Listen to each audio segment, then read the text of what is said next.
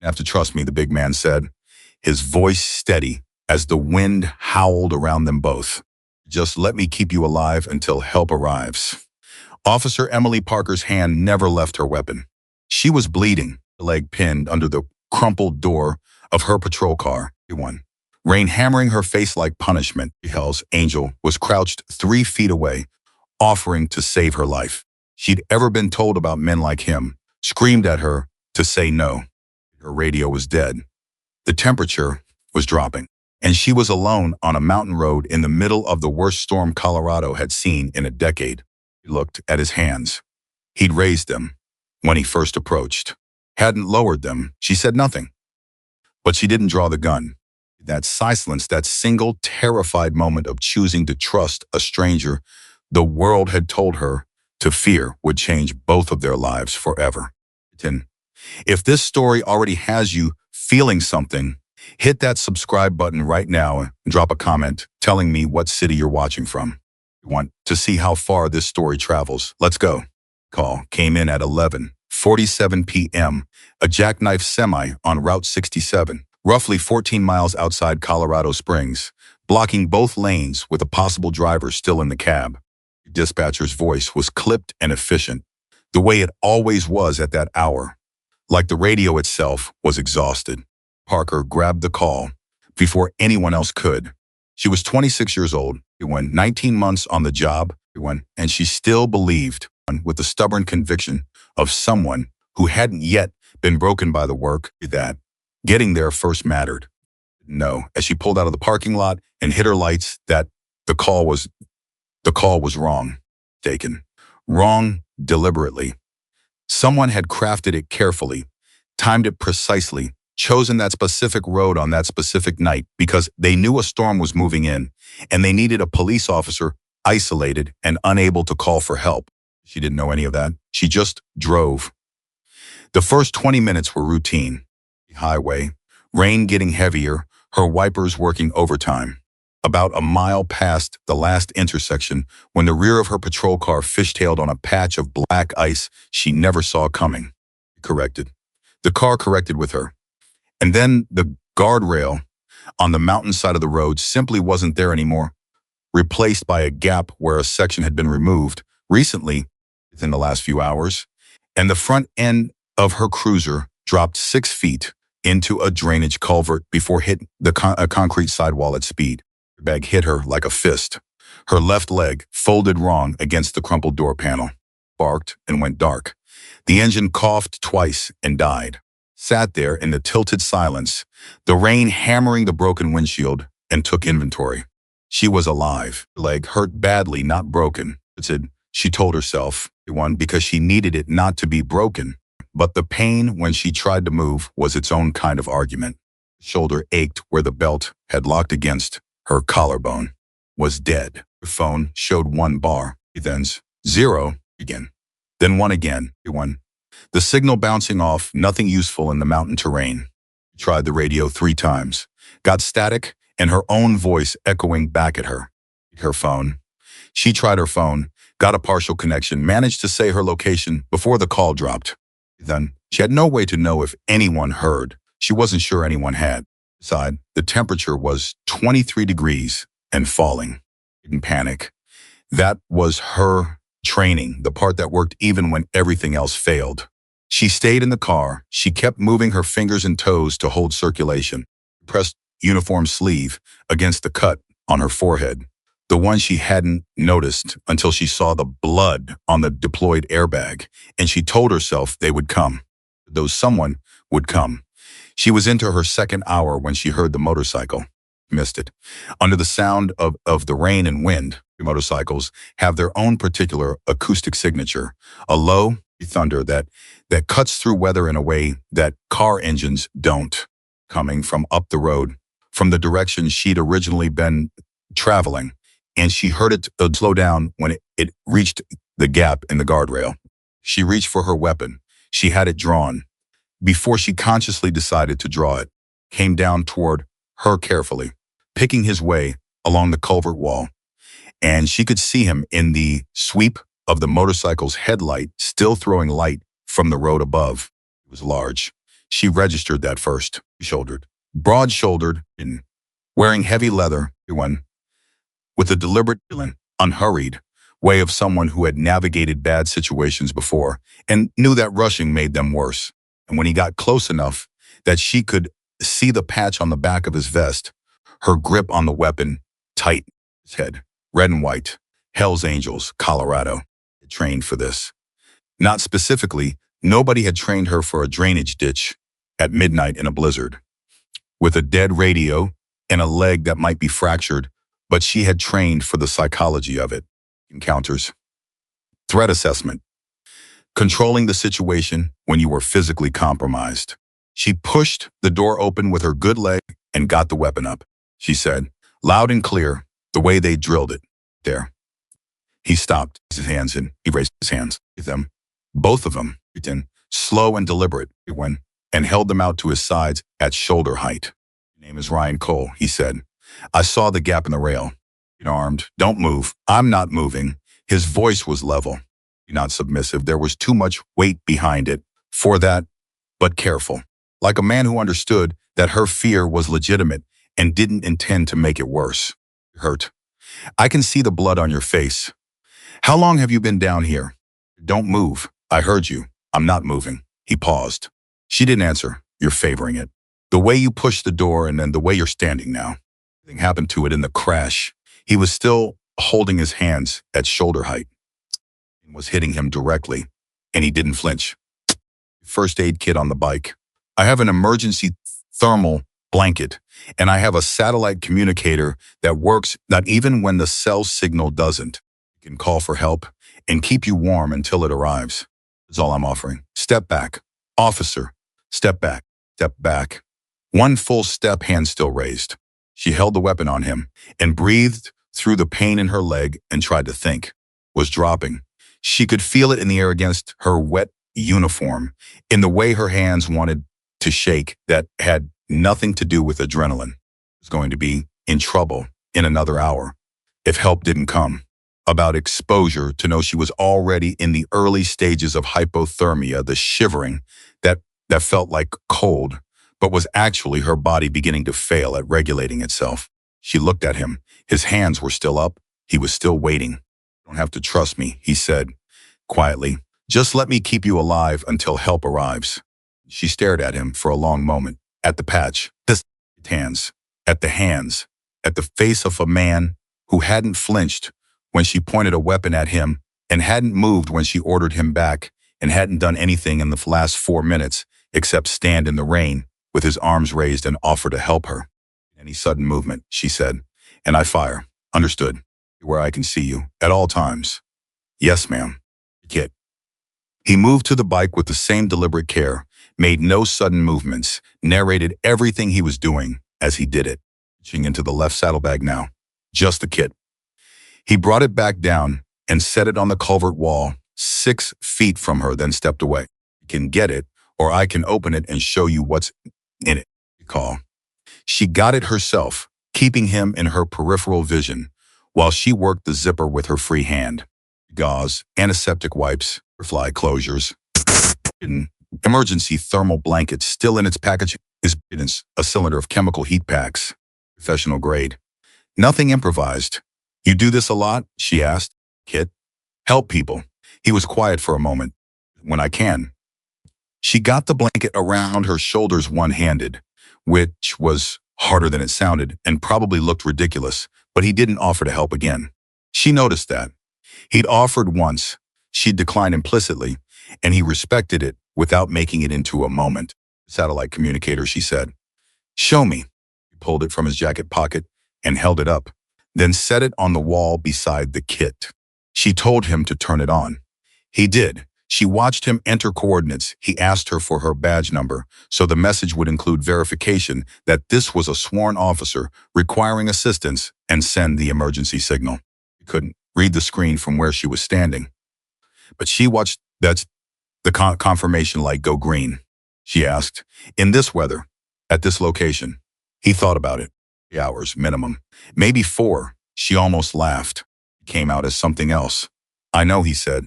Not dismissively, acknowledging the reality of it. You can sit down, she told him, because keeping him standing in the rain with his hands up for 4 hours was something she wasn't going to do. Against the wall, hands where I can see them. He sat. She remained standing, which was a choice she'd regret in about 40 minutes when her leg made the discussion for her. But for now, she needed the psychological advantage of the position. You said you saw the gap in the guardrail, she said. From the road, yes. You stopped. He went, yes, she looked at him. Why? He met her eyes.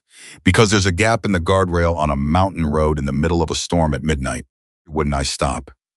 She didn't have an answer for that. It's too simple. And simple answers made her suspicious, but she couldn't find a crack in it. She filed it away and moved to something more concrete. Which direction were you coming from? West, from Pueblo. Route 67 in this weather. I know the road. In the dark, in a blizzard, on a motorcycle. He almost smiled. I've ridden in worse than this. The bike handles it. I handle it. She watched him. He was sitting comfortably against the culvert wall, knees bent, arms resting on his knees, hands fully visible. He didn't look like a man who'd been caught doing something wrong. A man who was used to being looked at like he'd done something wrong and had made a kind of peace with it. Did you see any other vehicles?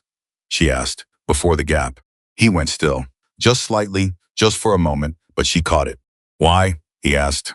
Answer the question. He thought about it for a second, genuinely thought about it. She could see him working back through memory.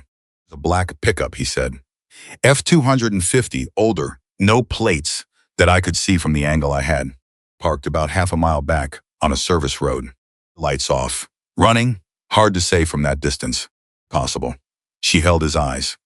You remember a lot of detail about a truck you glanced at from a moving motorcycle in the dark. Pay attention to things that don't fit, he said simply. Truck, sitting on a service road with its lights off in a blizzard at midnight, doesn't fit. He filed that away. Deeper this time. This hour passed in what she would later describe in the official report she wrote weeks afterward as a sustained exercise in recalibrating assumptions. She had her weapon holstered by the 40-minute mark. Not because she'd decided he was safe, but because holding it had become physically impractical, and she needed both hands when she sat down and let him help with her leg. He didn't comment on the holstering. He just moved to help when she asked the thing. Methodically, tenderly. Professionally, like a man who had done field medicine before. He had. She didn't know that yet, but she was beginning to understand that the man sitting against the culvert wall was not the man she'd imagined when she saw the patch. Something, she said, about 90 minutes in. The heat pack was working, the blanket was holding, and the conversation had become the main tool they were both using to keep her from losing focus. Chapter. How many members? 23. Local? Mostly. A few from out of state who settled here. And what do? Day to day, he gave her a look that was almost amused. What do most people do? Some of them work construction. Are mechanics. One's a retired school teacher. He paused. One used to be a firefighter. Used to be. His back gave out. 15 years on the job. 2 structure collapses. He couldn't do the work anymore, but he still wanted to do something. The club gives him that. She absorbed this. It didn't fit anything she'd been taught about what these clubs were, but it fit what she was seeing. What about me? What do you do? Day to day. Quiet for a moment. I ride. I help when I can. He looked at his hands. I used to do more structured work. It's complicated? It's not an answer. No, he agreed. It's not. He let it go. For now, the second hour was harder. It was inside her now, despite everything he'd done. A bone-deep chill that the heat packs could slow but not stop, and her leg had stiffened to the point where any movement required a deliberate decision and a specific kind of courage. He was talking her through it, She realized carefully, without making it obvious, and keeping her engaged, and keeping her sharp in her questions that required her to think. Precinct. How long on the job were she trained? 10 questions that weren't intrusive, but that kept her brain working, instead of letting it slide toward the warm, dangerous drowsiness of serious hypothermia. You've done this before, she said. Kept someone awake, someone alive. He was quiet for a long moment, the way successfully on, the way he said it, not as a confession, one, but as a fact he'd learned to carry, told her there was a whole story in those 3 words that he wasn't going to share here on a culvert wall in a storm, with a police officer who still wasn't entirely sure what to make of him. Sorry, she said. He looked at her, genuinely surprised, she thought, like he hadn't expected that. Don't be, he said. It's what happens in the field. You do everything right, and sometimes it still goes wrong. You do everything wrong, and sometimes it still goes right. To stop measure yourself against the outcome and start measuring self against the effort. It's at him. She looked at him. That sounds like something someone learned the hard way. All the worth knowing things are. Past the 2-hour mark, the conversation shifted without either of them deciding it should.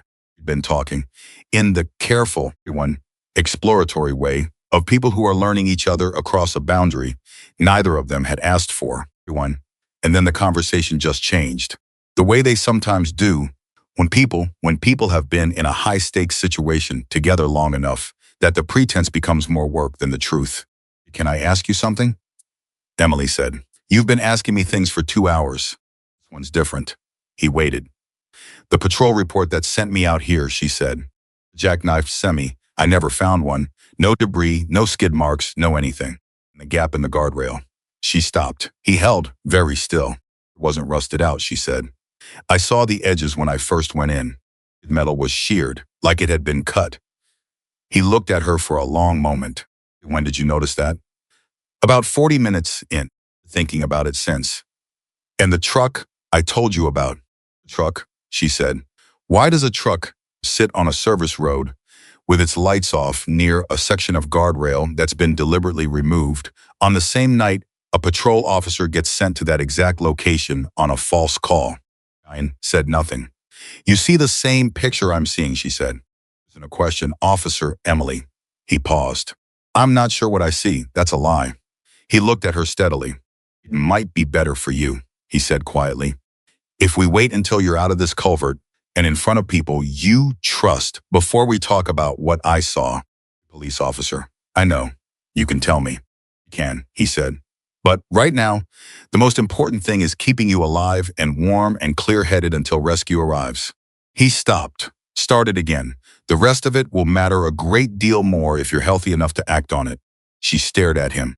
A man in a Hell's Angels vest on the floor of a drainage culvert in a blizzard, telling her with careful, almost gentle insistence that she needed to stay alive so she could pursue what he was already thinking of as a larger truth. You know something, she said. I know a truck was parked where it had no business being, he said carefully. I know the guardrail was removed, not failed. I know you were sent somewhere based on a call that didn't match anything at the scene. And I know. He stopped, chose the next words with precision. I know that information like that has a way of becoming dangerous for whoever's holding it. It was silent, except for the rain. You're protecting me, she said. He didn't answer. From something you haven't named yet. He looked at the wall opposite them. Let's get you out of here first, he said. Everything else can wait. The rescue crew arrived at 3:52 a.m. 4 hours and 5 minutes after Ryan sent the satellite signal. They came with a rescue vehicle, 2 EMTs, and 3 Colorado Springs patrol officers, and went still. And in the sweep of their headlights and flashlights, and the general organized commotion of a rescue operation, Cole stood up from the culvert wall and became something he hadn't been for the previous 4 hours. Became visible. The first officer to reach Emily saw Ryan before he saw her, and he had his weapon drawn before he'd finished processing the scene. Hands up, let me see your hands. And raised them. Again, the same way he'd raised them 4 hours ago, slow and deliberate, making no sudden movements. Me, Emily said immediately. He's the one who found me.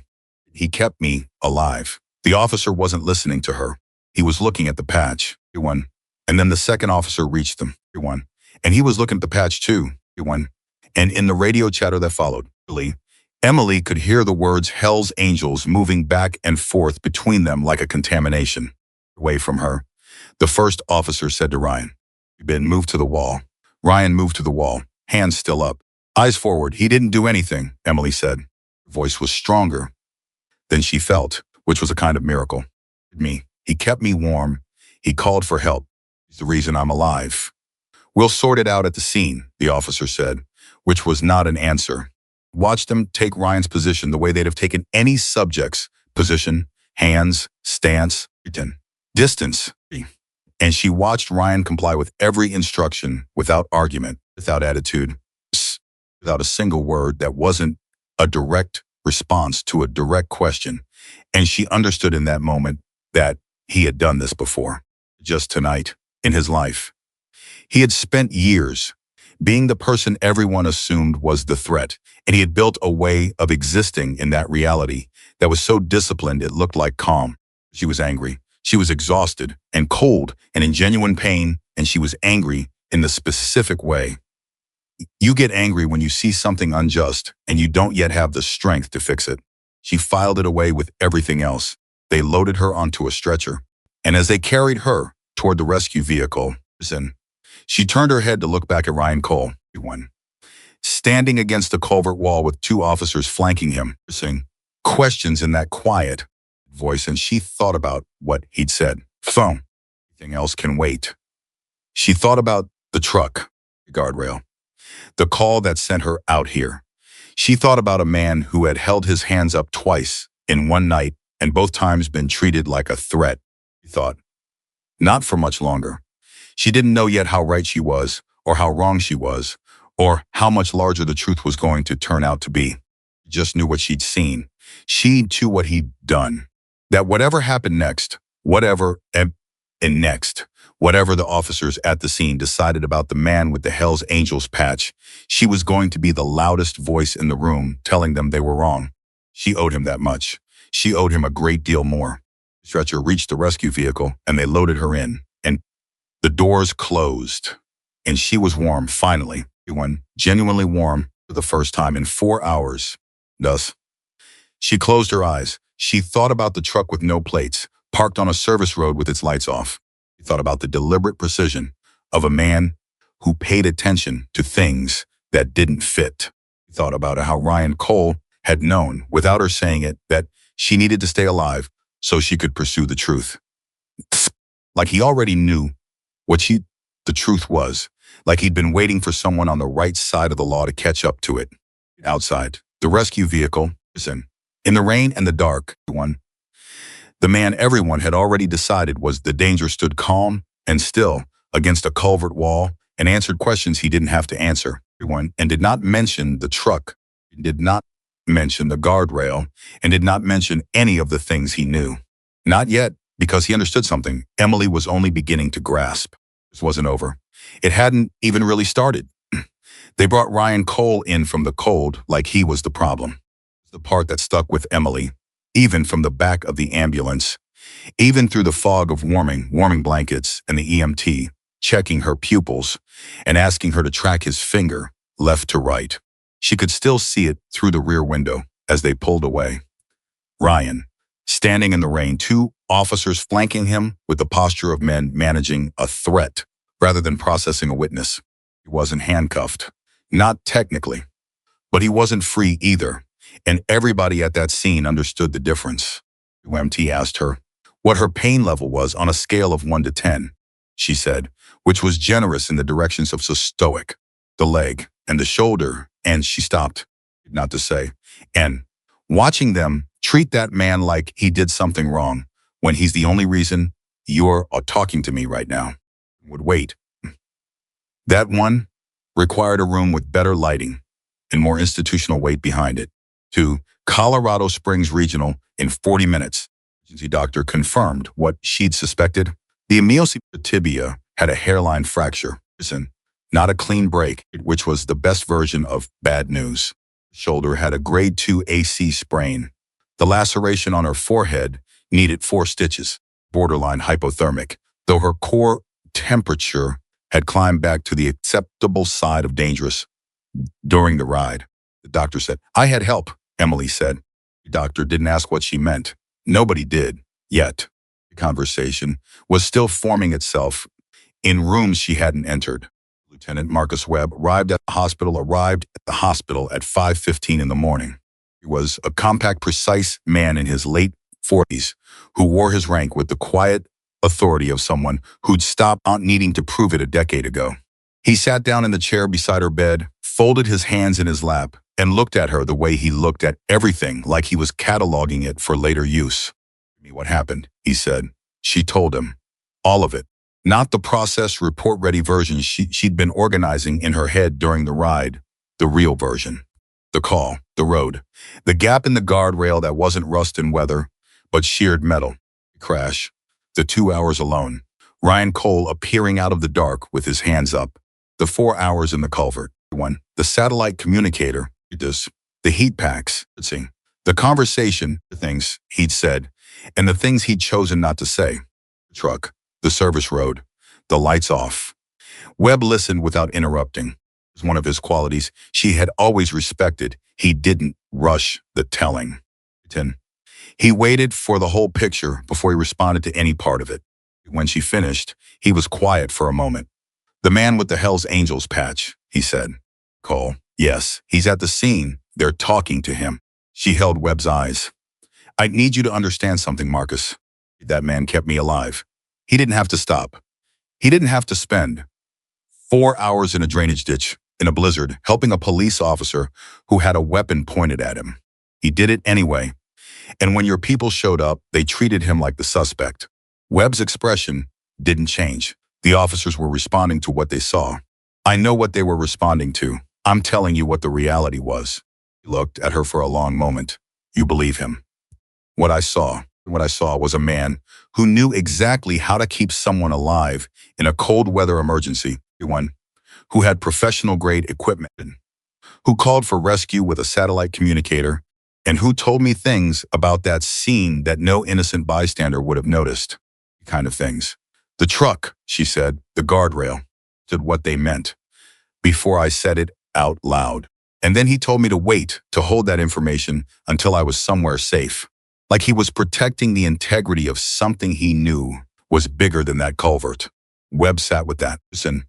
Outside the room, the hospital moved around them in its nighttime, rhythms, distant voices, and a cart rolling past, the soft industrial hum of a building that never fully slept. He talked to the officers at the scene.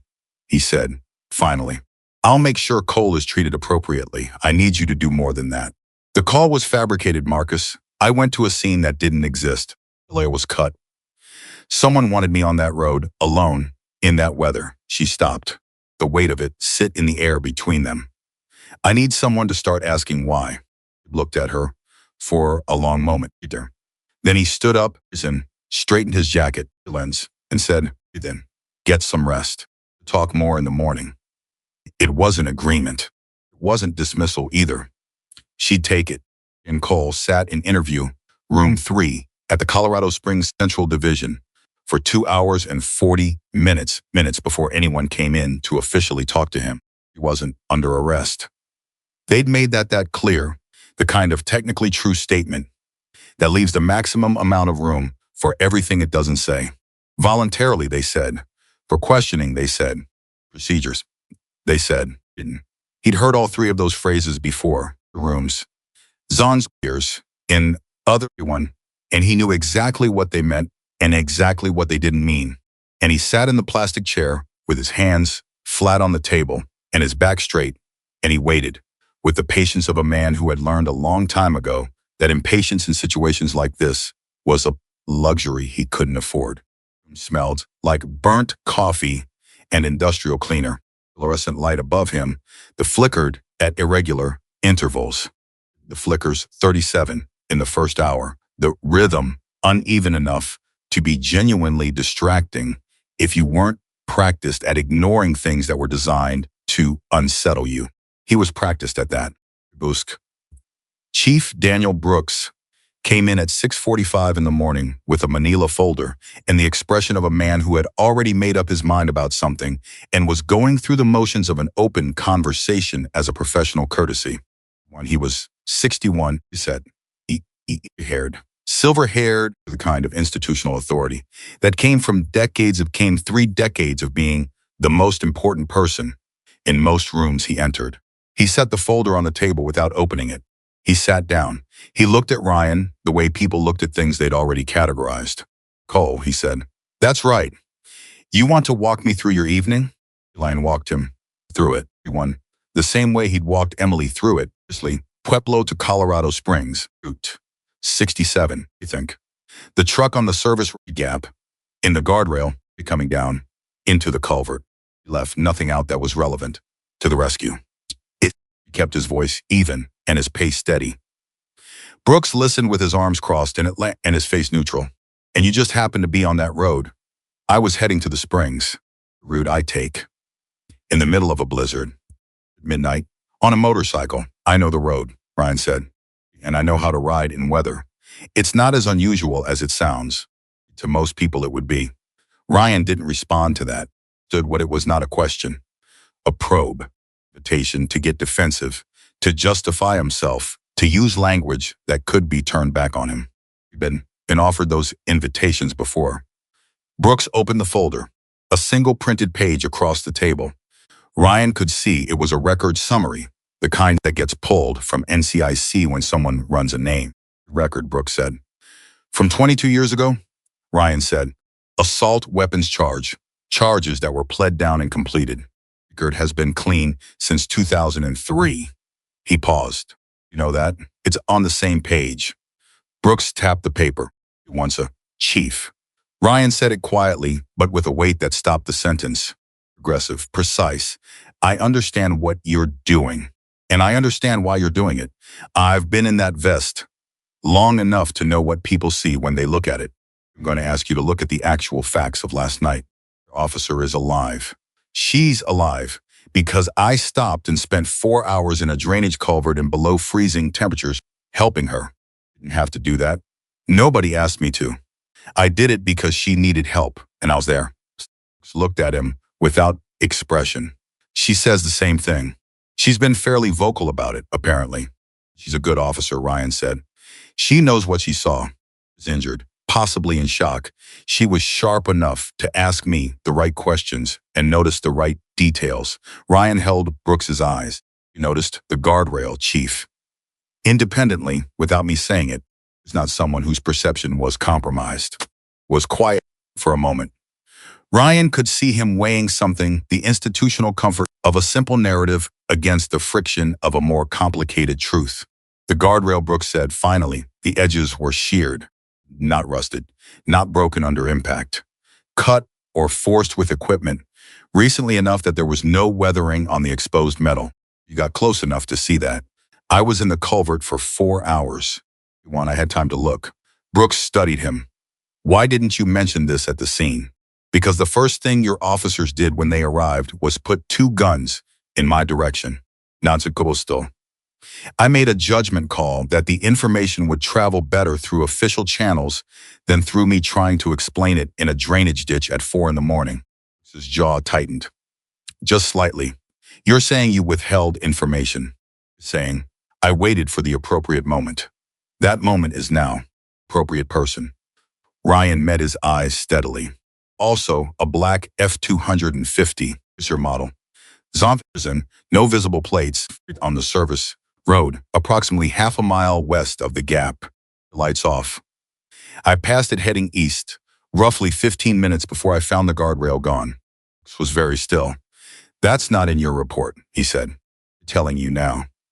"Why didn't you tell the officers at the scene?" Ryan said again, calmly. "And your officer was on a stretcher." The moment wasn't right.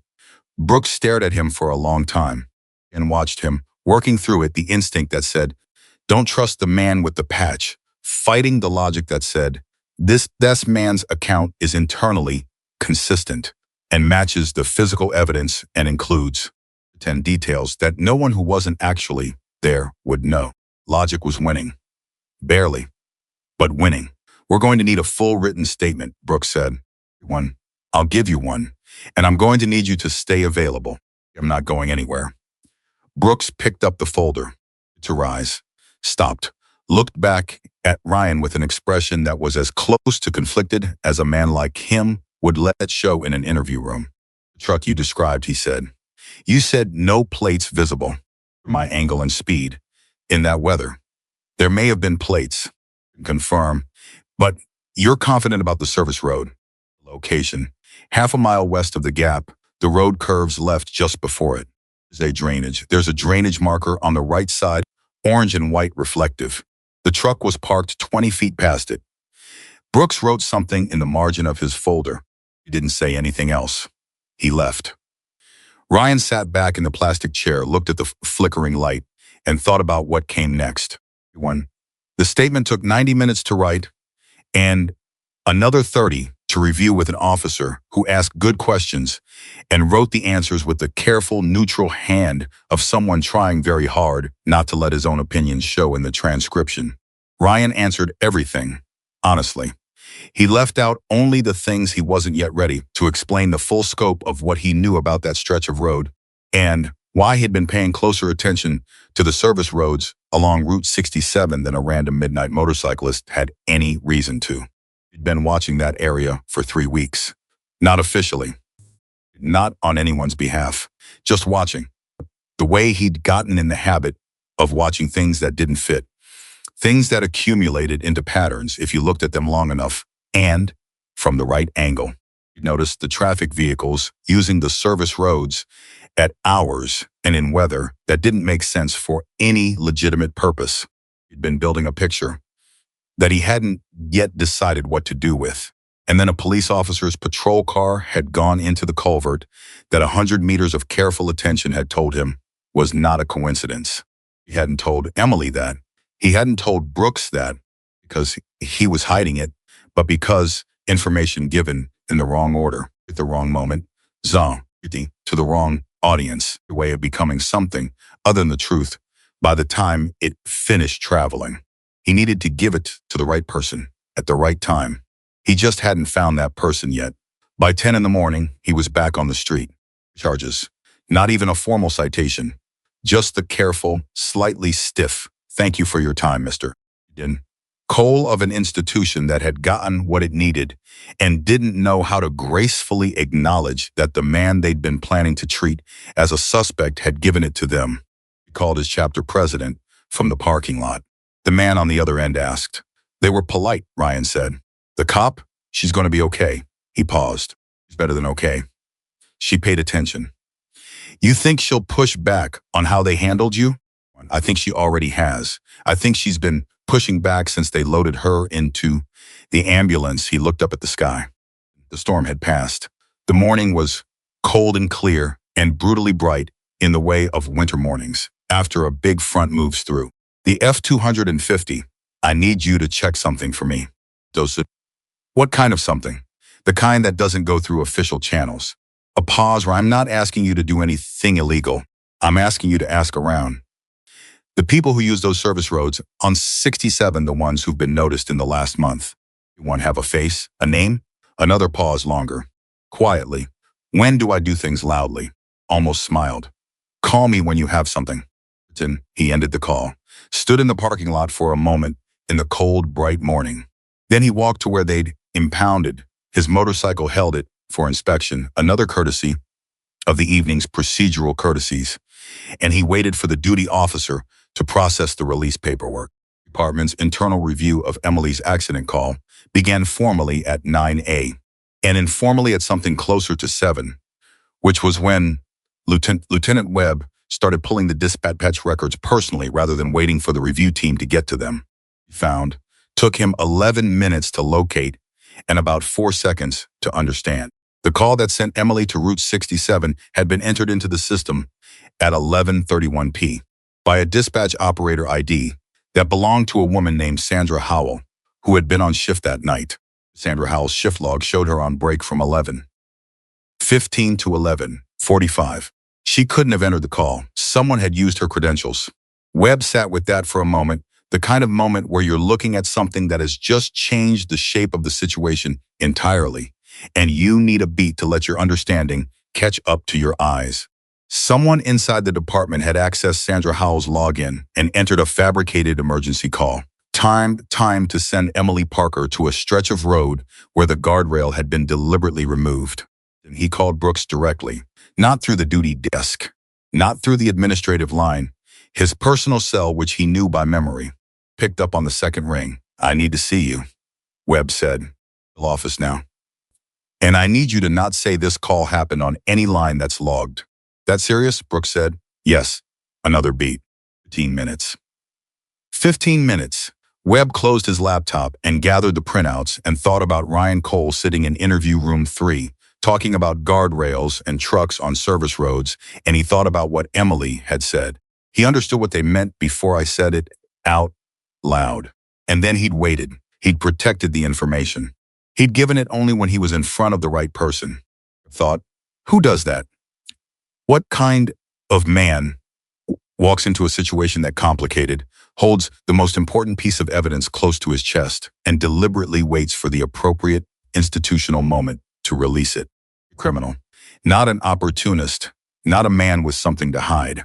A man with experience, specific, trained, professional experience with exactly this kind of situation. Didn't know yet what that meant. But he was starting to understand that Ryan Cole was something different from what any of them had assumed. The gap between what they'd not assumed and what was actually true was wide enough to drive something very large and very dangerous through. He picked up his papers and walked to the chief's office, where across town. Everyone, in the fluorescent-lit quiet of a hospital room, Lee Parker was staring at the ceiling and turning the night's events over in her mind for the 100th time, and arriving at the same place she'd been arriving at since the ambulance doors closed. With the Hell's Angels, Patch had known. He'd known about the truck. He'd known about the guardrail. He'd known that she needed to survive long enough to tell someone. And he'd known, without being told, that the information was dangerous in the wrong hands. It wasn't luck. That wasn't instinct. That was knowledge. Agent asked him. Specific, prior, deliberately gathered knowledge about something that was already happening long before her patrol car went into that culvert. She reached for her phone, navigated to her contacts. Webb's number. He picked up on the first ring, which told her he was already in motion. She said, he knew, before last night, he was already watching that road. Silence. "I know," Webb said. "I'm walking into Brooks's office right now." Indicated. Someone used Sandra Howell's credentials. Silence on Emily's end lasted 3 full seconds. One inside, she said yes. She closed her eyes, stared at the ceiling again. "Then we have a problem that's a lot bigger than a car accident." "Les," Webb said, "we do." He walked into Brooks's office and closed the door.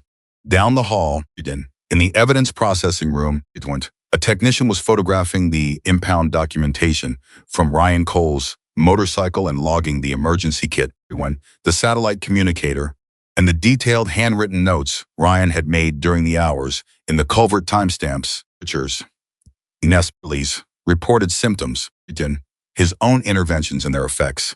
The technician flagged the notes for the review file. He'd been doing this job for 9 years, processed evidence from accidents, crimes, disasters, all manner of human catastrophe.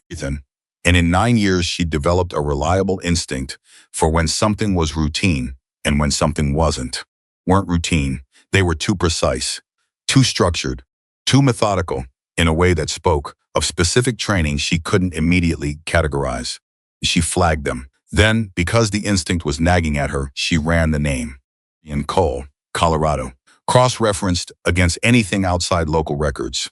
It came back. Took her a moment to process. She read it twice, picked up her phone, and called the evidence supervisor. "You need to see something," she said, "about the biker from last night." Inside, in the parking lot, Ryan Cole's motorcycle was finally being released. He signed the paperwork, threw his leg over the seat, and sat for a moment in the bright, cold morning before starting the engine. He knew they were looking. He'd expected them to look. Fine. That was, in fact, what he'd been waiting for. Not because he had nothing to hide, but because what they would find when they looked was the one thing that would make everything else make sense. He needed to be in the right room when that happened. He started the engine, pulled out of the lot, not toward home, not toward the chapter house, but toward a coffee shop 3 blocks from the Colorado Springs Central Division. He ordered black coffee and a newspaper and sat in a window booth and waited with the patience of and who had done a great deal of waiting in his life and had learned to use it rather than endure it. His phone buzzed. A text from his chapter president. Words. Found a name. Ryan looked at it for a moment. He typed back, "Sit on it. Don't share it yet." One. He set the phone face down on the table, picked up the coffee, looked out the window at the street. Whatever was coming next was going to require him to be very careful about the order in which he moved his pieces. He'd been careful before. He could be careful again. He just needed the right person inside that building to find what the evidence technician had already found and to understand what it meant, and to come looking for him with questions instead of handcuffs. He didn't think he'd be waiting long. The evidence technician's name was Carol Marsh. And in 9 years of processing physical evidence for the Colorado Springs Police Department, she had learned to trust the specific grade discomfort that arrived when something didn't fit its category. It was an excitement she was too experienced for excitement, but a kind of quiet insistence, the feeling of a puzzle piece that refuses to lie flat because its edges belong to a different picture entirely. Line Cole's field notes were that feeling fully realized. She'd photographed them as part of standard and pound documentation, which meant she'd read them carefully enough to frame each page correctly. Carefully enough to frame them had been enough to understand that they were not what they appeared to be. On the surface, handwritten observations from a man keeping track of a medical situation in an emergency, temperature estimates, symptom progression, prevention notes, the kind of thing a trained wilderness first responder might produce, or an EMT working without equipment. Except the structure wasn't wilderness first response. The notation system, the way he'd abbreviated, the specific data points he'd prioritized, the format of the timestamps was federal emergency management. You knew it because her brother-in-law had done 8 years with FEMA's Urban Search and Rescue Division, and he wrote his personal notes the same way. Trained behavior, the kind that becomes so embedded it survives, even when you're crouched in a drainage culvert, in a blizzard, helping a stranger stay alive. She ran the name through the state database first. Then, clean records since 2003, consistent with what Brooks had found.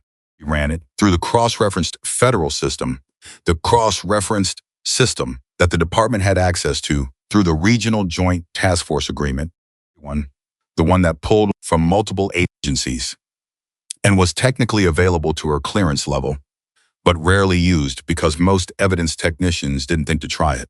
It came back, made her read it twice. Not because it was complicated, because it was the opposite of what she'd expected, and simple truths that overturn complicated assumptions require a moment of recalibration before they settle into place. He called her supervisor. Her supervisor called Webb. Webb was already in Brooks's office with the door closed when the call came through. And the supervisor, understanding that this was the kind of moment, this chain of command mattered less than urgency, sent the file digitally to both of them simultaneously. Brooks read it on his phone while Webb read it on his laptop, and for approximately 30 seconds, the office was completely silent, except for the sound of 2 men revising their understanding of the previous 18 hours. He was federal, Brooks said finally, emergency response specialist, GS 14. Webb said, reading from the screen. 12 years with the Federal Emergency Management Agency's Rapid Response Division. Before that, 4 years with FEMA's predecessor structure and 2 years contract work with FEMA-adjacent operations. He paused. Performance record is Brooks. His performance record is exceptional. Exceptional. Multiple commendations. He led the team response to the I-70 collapse in 2001, part of the Hurricane Isabel coordination in 2003. What happened in 2003? Brooks asked. Why does the record stop? Scrolled. Found it. Read it. And then he sat back in his chair with the expression of a man who has just been handed information that reframes everything that came before it. It was an incident, he said carefully. A field operation in Louisiana. Katrina. A contractor error that resulted in delayed response to a flooding event. People died. Cole's error? No. Webb turned the laptop so Brooks could see the screen. 1. Cole was the senior specialist on the operation. He filed an internal report blaming the contractor, a private logistics firm that had cut corners on equipment certification, had a federal contract worth $80 million. Relationships. He paused. The official finding blamed Cole, accepted it, rather than fight it, and took the record damage, rather than let it become a public fight that would compromise the ongoing operation. Quiet for a long moment. He fell on a sword, he said. Someone else's mistake. And the firm's contract wasn't canceled. It was renewed. Webb closed the laptop. He resigned 6 months later, appeared from public records, except for the Hells Angels affiliation, which starts showing up about 18 months after the resignation. Stood up, walked to the window, with his back to Webb for a moment, and Webb could see, from the set of his shoulders, the specific kind of discomfort that comes from realizing you've been confidently wrong about something that mattered. He's been doing rescue work. Brooks said. It wasn't a question. Processing out loud. The anonymous donations, Webb said. The foundations. I started pulling those this morning after Emily's call. 4 foundations with documented contributions to emergency rescue training programs, medical access, one, and missing persons operations in Colorado, Utah, one in New Mexico over the last 15 years. Them can be traced, not easily, but if you're looking to a holding company registered in Nevada company traces to a trust. He paused.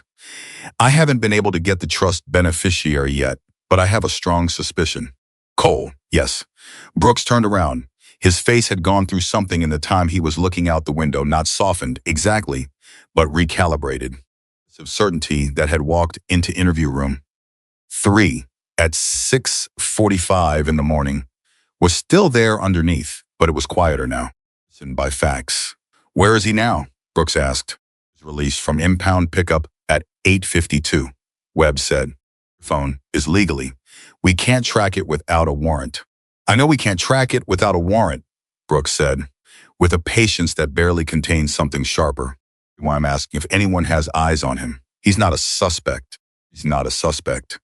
I'm asking because I need to talk to him, Webb, and I'd rather not have to explain to the morning shift why the chief of police is personally looking for a man he released 2 hours ago. His phone buzzed. He looked at it, looked up. He's at the Cornerstone Coffee on Cascade. One of the patrol officers who processed his release drove past it, picked up his jacket. Don't send a cruiser. Wasn't going to. And don't call ahead. Also wasn't going to. Brooks headed for the door, stopped with his hand on the frame. He didn't turn around. The fabricated call, he said. Howell's credentials. Internal Affairs is already pulling access logs. A short list of people killed who could have done it by this afternoon. Short. Short enough that it's going to be uncomfortable, Webb said. Grip tightened on the doorframe. One visible moment of a man absorbing a truth he'd been hoping was smaller than it was turning out to be. Then he walked out without saying anything else, which was its own kind of answer. Ryan saw Brooks coming. Literally, the chief's personal vehicle pulled into the lot. Like 2 minutes after Ryan had glanced up from his newspaper and decided he was about 15 minutes out from the right person walking through that door. He'd estimated well, which didn't surprise him. Brooks came in without an entourage, in civilian clothes rather than uniform, which meant this was a conversation he wanted, kept off the formal record until he decided what to do with it. Ryan respected that. It was the right instinct. He stood as Brooks approached the table. Deferentially, he'd stopped performing deference a long time ago, but as a straightforward acknowledgement that the dynamic between them had changed since 6:45 in the morning. Stopped at the table, looked at him. The folder wasn't there this time. Neither was the posture of a man who'd already made up his mind. Down, Ryan said. Brooks sat. The server appeared, waved her off. Ryan kept his coffee. You were federal, Brooks said. He was. FEMA, 12 years. 14.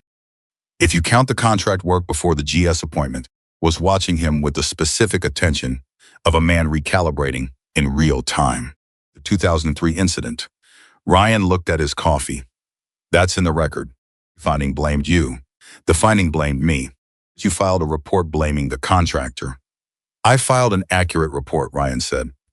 Finding disagreed with it. These things happen. Held his eyes. You took the fall. I made a choice. Ryan set his coffee down.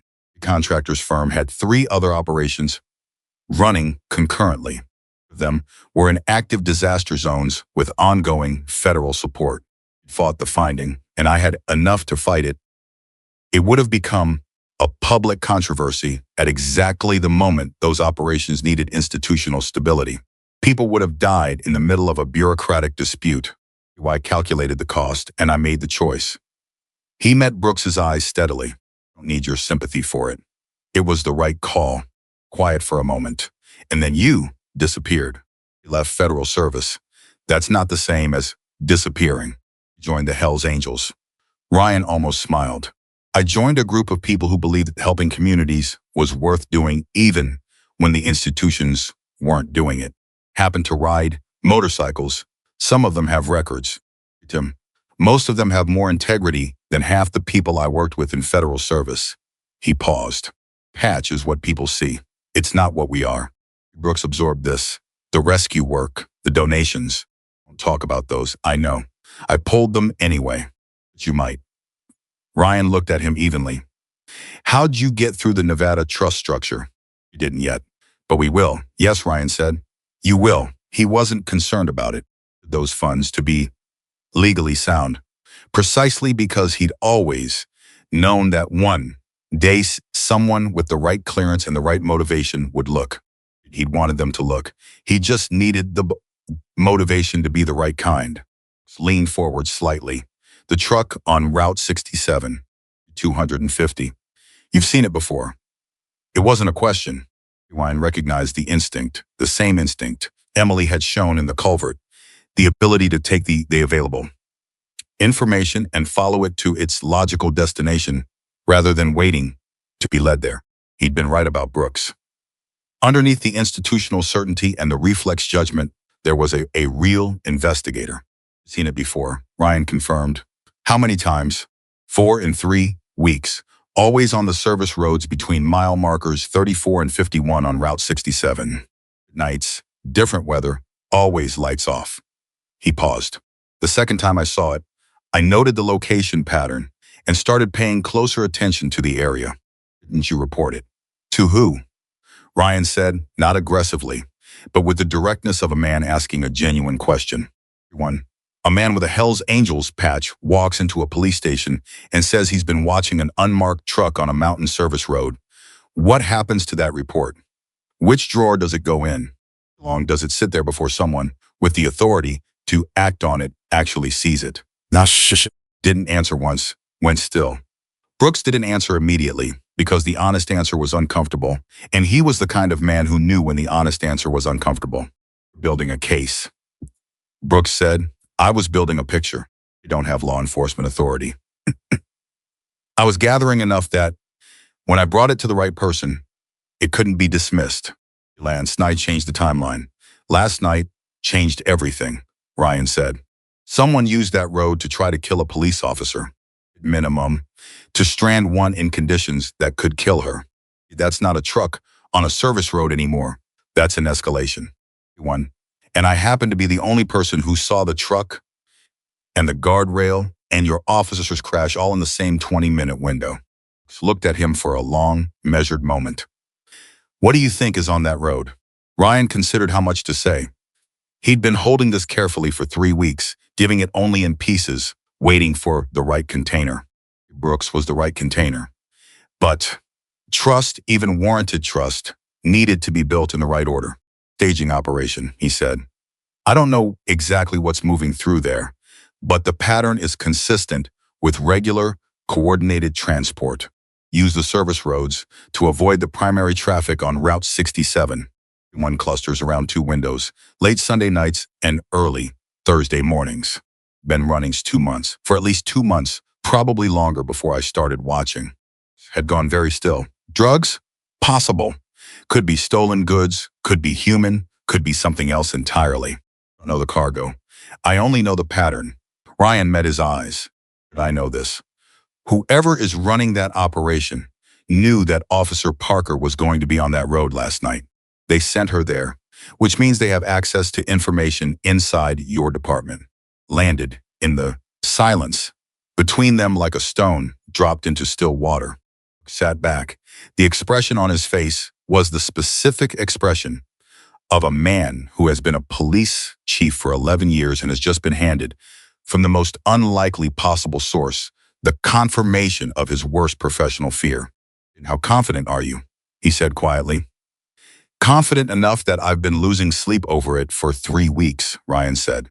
"Confident enough that I'm sitting in a coffee shop on Cascade Avenue, telling it to do in civilian clothes rather than in an interview room with a recorded statement." Understood immediately. An off-record conversation couldn't be accessed by whoever had used Sandra Howell's credentials. It was about to happen. Next needed to stay outside the compromised channels until they knew exactly which channels were compromised. "I need what you have," Brooks said. "Everything. The dates, locations, vehicle, descriptions, anything else you've observed." Ryan reached into his jacket pocket and pulled out a folded piece of paper. He set it on the table between them. I wrote it up this morning while I was waiting for you." Looked at the paper, looked at Ryan. "You knew I was coming." "You knew someone was coming," said Ryan. "I hope it would be you." He came in without backup and without a recorder, and you didn't send a cruiser ahead to pick me up. You told me what I needed to know about how you're thinking about this. Picked up the paper, opened it, read through it. His expression didn't change, but the quality of his stillness did. The kind of stillness that comes from reading something that is simultaneously clarifying and devastating. "The name at the bottom," he said. "My chapter president confirmed it this morning," Ryan said. "I had him asking quietly in the right circles for 3 days. What came back?" Brooks was looking at the name. Watched him, read it twice. The same way Carol Marsh had read the federal file, twice needing the second pass, not because the information was unclear, but because the first pass had been so surprising that the brain demanded confirmation. "Certain," Brooks said. "My president is certain. He has independent sourcing I'm not going to share right now because I need to protect his position, but the sourcing is solid." Ryan paused. "If you pull that person's financials, you'll find what you need to confirm it officially." Folded the paper carefully and put it in his jacket pocket. He looked at Ryan Cole across the table, a man in a Hell's Angels vest, sitting in a coffee shop on a Tuesday morning, who had spent 4 hours keeping a police officer alive, spent 9 years building anonymous rescue infrastructure across 3 states, spent 3 weeks carefully documenting a criminal operation, and spent 18 hours patiently waiting for the right person to ask the right questions. Brooks said, "It came out differently than it would have 2 hours ago. One, less accusatory, more genuine. Not the rescue work, I understand that. This. Why get involved in something this complicated? You could have stayed out of it." Quiet for a moment. "I've been staying out of things that were my business since 2003, he said. "I decided a long time ago that I was done with that particular habit." Nodded. Once, the kind of nod that acknowledges something without trying to add to it. "I need you to stay available," he said. "I mean that differently than I meant it this morning." "No, I know," Ryan said. "And I need you to understand that what happens next is going to get messy before it gets clean." "Seen messy," Ryan said. "I can handle it." Brooks stood, picked up his jacket, looked down at Ryan one more time with an expression that was working through something, an acknowledgement that sat uncomfortably next to the institutional pride of a man who'd spent his career being the one who solved things, not the one who needed help solving them. "Did you badly this morning," he said. "Mun. You treated me the way most people treat the patch," Ryan said. "Stop taking it personally. You shouldn't have to." When Ryan agreed, "I shouldn't." Brooks left. Ian watched him go through the window. Watched him get into his vehicle. And then looked down at his coffee, which had gone cold somewhere in the last 40 minutes. Without him noticing, about the name on that piece of paper. He thought about the truck on the service road. He thought about the cut edges of a guardrail in a drainage culvert at midnight, and Emily Parker asking the right questions in the dark, and the specific kind of courage it took to pull information from a situation while you were simultaneously trying not to freeze to death. He thought about what was coming next. Then his phone buzzed, a number he didn't recognize. He answered it anyway. Mr. Cole, a woman's voice. Careful, measured, with the specific quality of someone choosing their words under pressure. Carol Marsh, I work evidence processing for Colorado Springs PD. I'm calling from a personal phone, and I'm going to ask you not to share that I called you. And went very still. All right, I pulled your federal file this morning, the one who flagged it for Chief Brooks. I figured it was someone like you, he said. For that. I'm not calling to be thanked, she said. I'm calling because when I was photographing your field notes from last night, I noticed something. You got the notation format. I recognized it because I have family who worked federal emergency management, Ryan said carefully. And then, after I ran your file and before I called my supervisor, I spent about 20 minutes looking at something that bothered me. Something in the impound documentation, she paused. Mr. Cole, your emergency kit, the satellite communicator. When they logged it into evidence, the unit was fully intact. When I photographed it for the record, photograph everything systematically before it gets logged, the back panel was loose, hand tightened on the phone. How loose? Like it had been opened and closed recently. Before I photographed it, but after you brought it down from the road. Silence lasted 3 seconds. Who handled the kit between the scene and evidence logging? I've been sitting here trying to figure out, she said. The chain of custody shows 4 people. 3 of them are officers I've worked with for years. She stopped. The fourth is someone who specifically requested to us with your equipment inventory at the scene. It's unusual. Inventory assistance isn't typically something people request. Who was it? Ryan asked, though some part of him already knew the answer was going to be connected to the name on the piece of paper in Brooks's jacket pocket. He didn't know how. But the shape of the situation was resolving itself with the particular clarity of a picture that has enough of its pieces placed to show you what the finished image is going to be. I can't say that on this call, Carol said, but I need you to know that whatever was stored on that communicator, any data, any coordinates, any logged contacts from last night or before may have been accessed. Ryan closed his eyes for 1 second, then opened them. Satellite communicator logged GPS waypoints automatically. The position of the truck on the service road when he'd passed it on his way to the crash site because he'd had the unit active as a standard safety measure for night riding in remote areas. The log was time-stamped and location-specific. If someone had accessed that data, they knew he'd seen the truck. He'd seen it 3 weeks before the accident. Because the unit also logged every previous activation, he said. I need you to listen to me carefully. I need you to tell everything you know about that chain of custody and write it down right now, from memory, on something that doesn't touch any department system. Personal, email, handwritten, whatever you have. And then I need you to call Brooks directly. Personal cell, not the duty line. Do you have it? Get it. Call him in the next 20 minutes. From what you told me. He paused, and Carol, thank you. Don't thank me yet, she said. I don't know how far this goes. Do I, he said. But we're about to find out. He ended the call. Sat for a moment with the phone in his hand, and the cold coffee in front of him, and the bright, hard-edged winter morning pressing through the window. Someone inside the department had accessed his communicator at the scene. Someone who had also, presumably, been part of the decision to use Sandra Howell's credentials to send Emily into the culvert in the first place. And that someone now knew that Ryan had been watching the service roads on Route 67 for 3 weeks. Knew that he had GPS logs. Knew that he had data that could directly connect the truck to the operation timeline. Which meant the situation had just moved from complicated to actively dangerous. Window for careful, patiently sequenced information. Release had just closed on his jacket. Left a 20 on the table. Walked out into the cold, bright morning and stood on the sidewalk for exactly the time it took him to make one decision. Then He called Brooks. The chief picked up before the first ring had finished. Cole. Someone accessed my satellite communicator at the scene, Ryan said. GPS logs. They know what I have. A beat of silence. It's just called me. Good. Ryan started walking toward his motorcycle. You understand. We're not on the same timeline we were 20 minutes ago. You going? To get something I should have retrieved a week ago, Ryan said. Secondary documentation set. Physical copies stored off-site. On the communicator, plus 3 weeks of additional observation notes, vehicle logs, photographs, and photographs. Brooks said.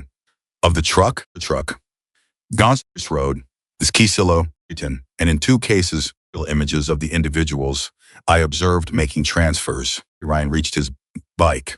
You need 2 hours, and I need you to not send anyone to follow me.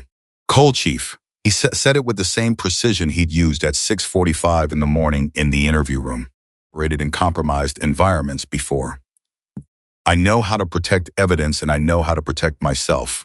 What I need from you right now is 2 hours and the assurance that whatever you're doing about the chain of custody issue with Marsh's information, you're doing it off the compromised channels.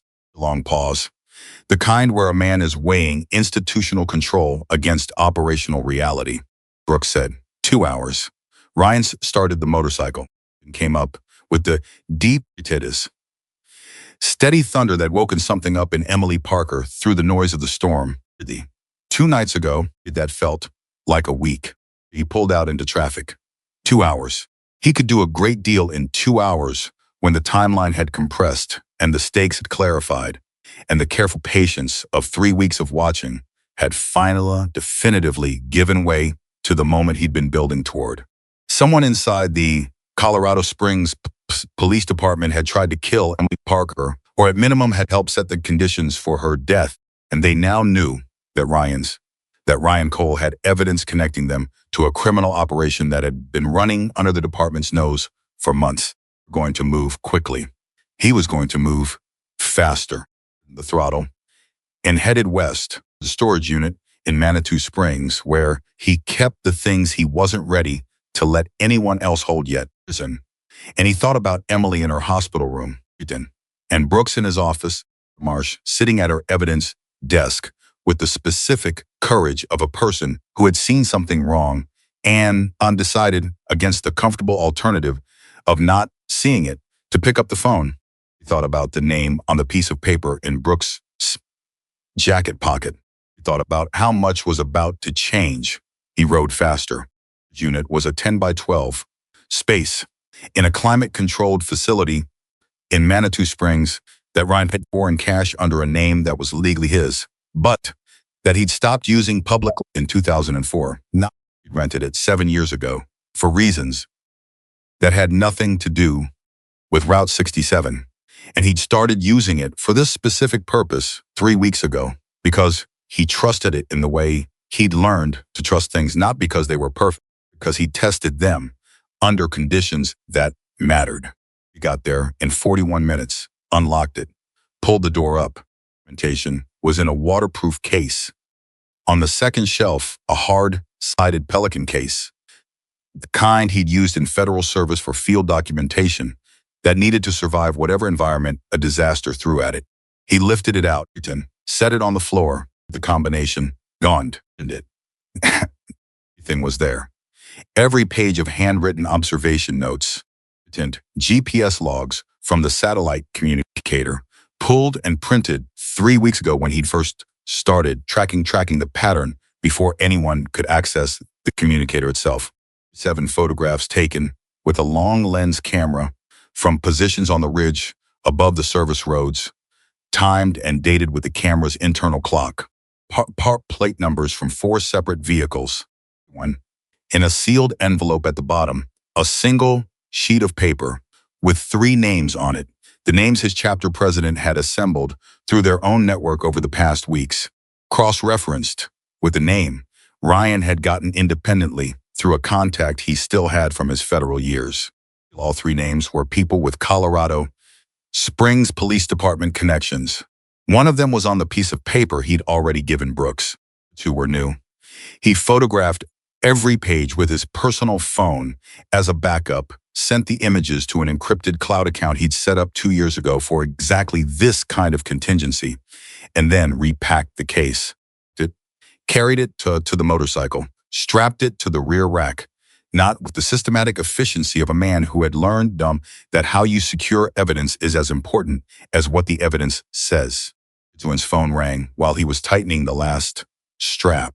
He answered, "I'm 25 minutes out. Come to the department," Brooks said.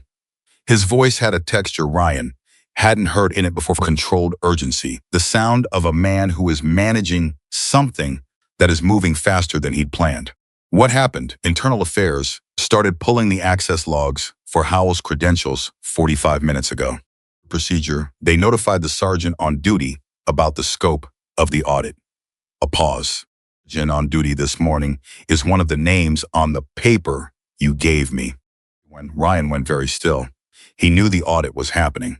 10 minutes of starting the pull. And 20 minutes after that, we had a report of an unauthorized access attempt on our evidence management system. Someone tried to pull the chain of custody log for your impound documentation remotely. The attempt was flagged and blocked, but it happened. Covering their tracks. They're trying to. IT security caught the attempt and locked the account. It knows we're looking, and they know we're looking faster than they expected. Another pause. Cole, I have 3 officers I trust completely, not 3 departments, 3 individual officers, and I need to move on this today. Tomorrow.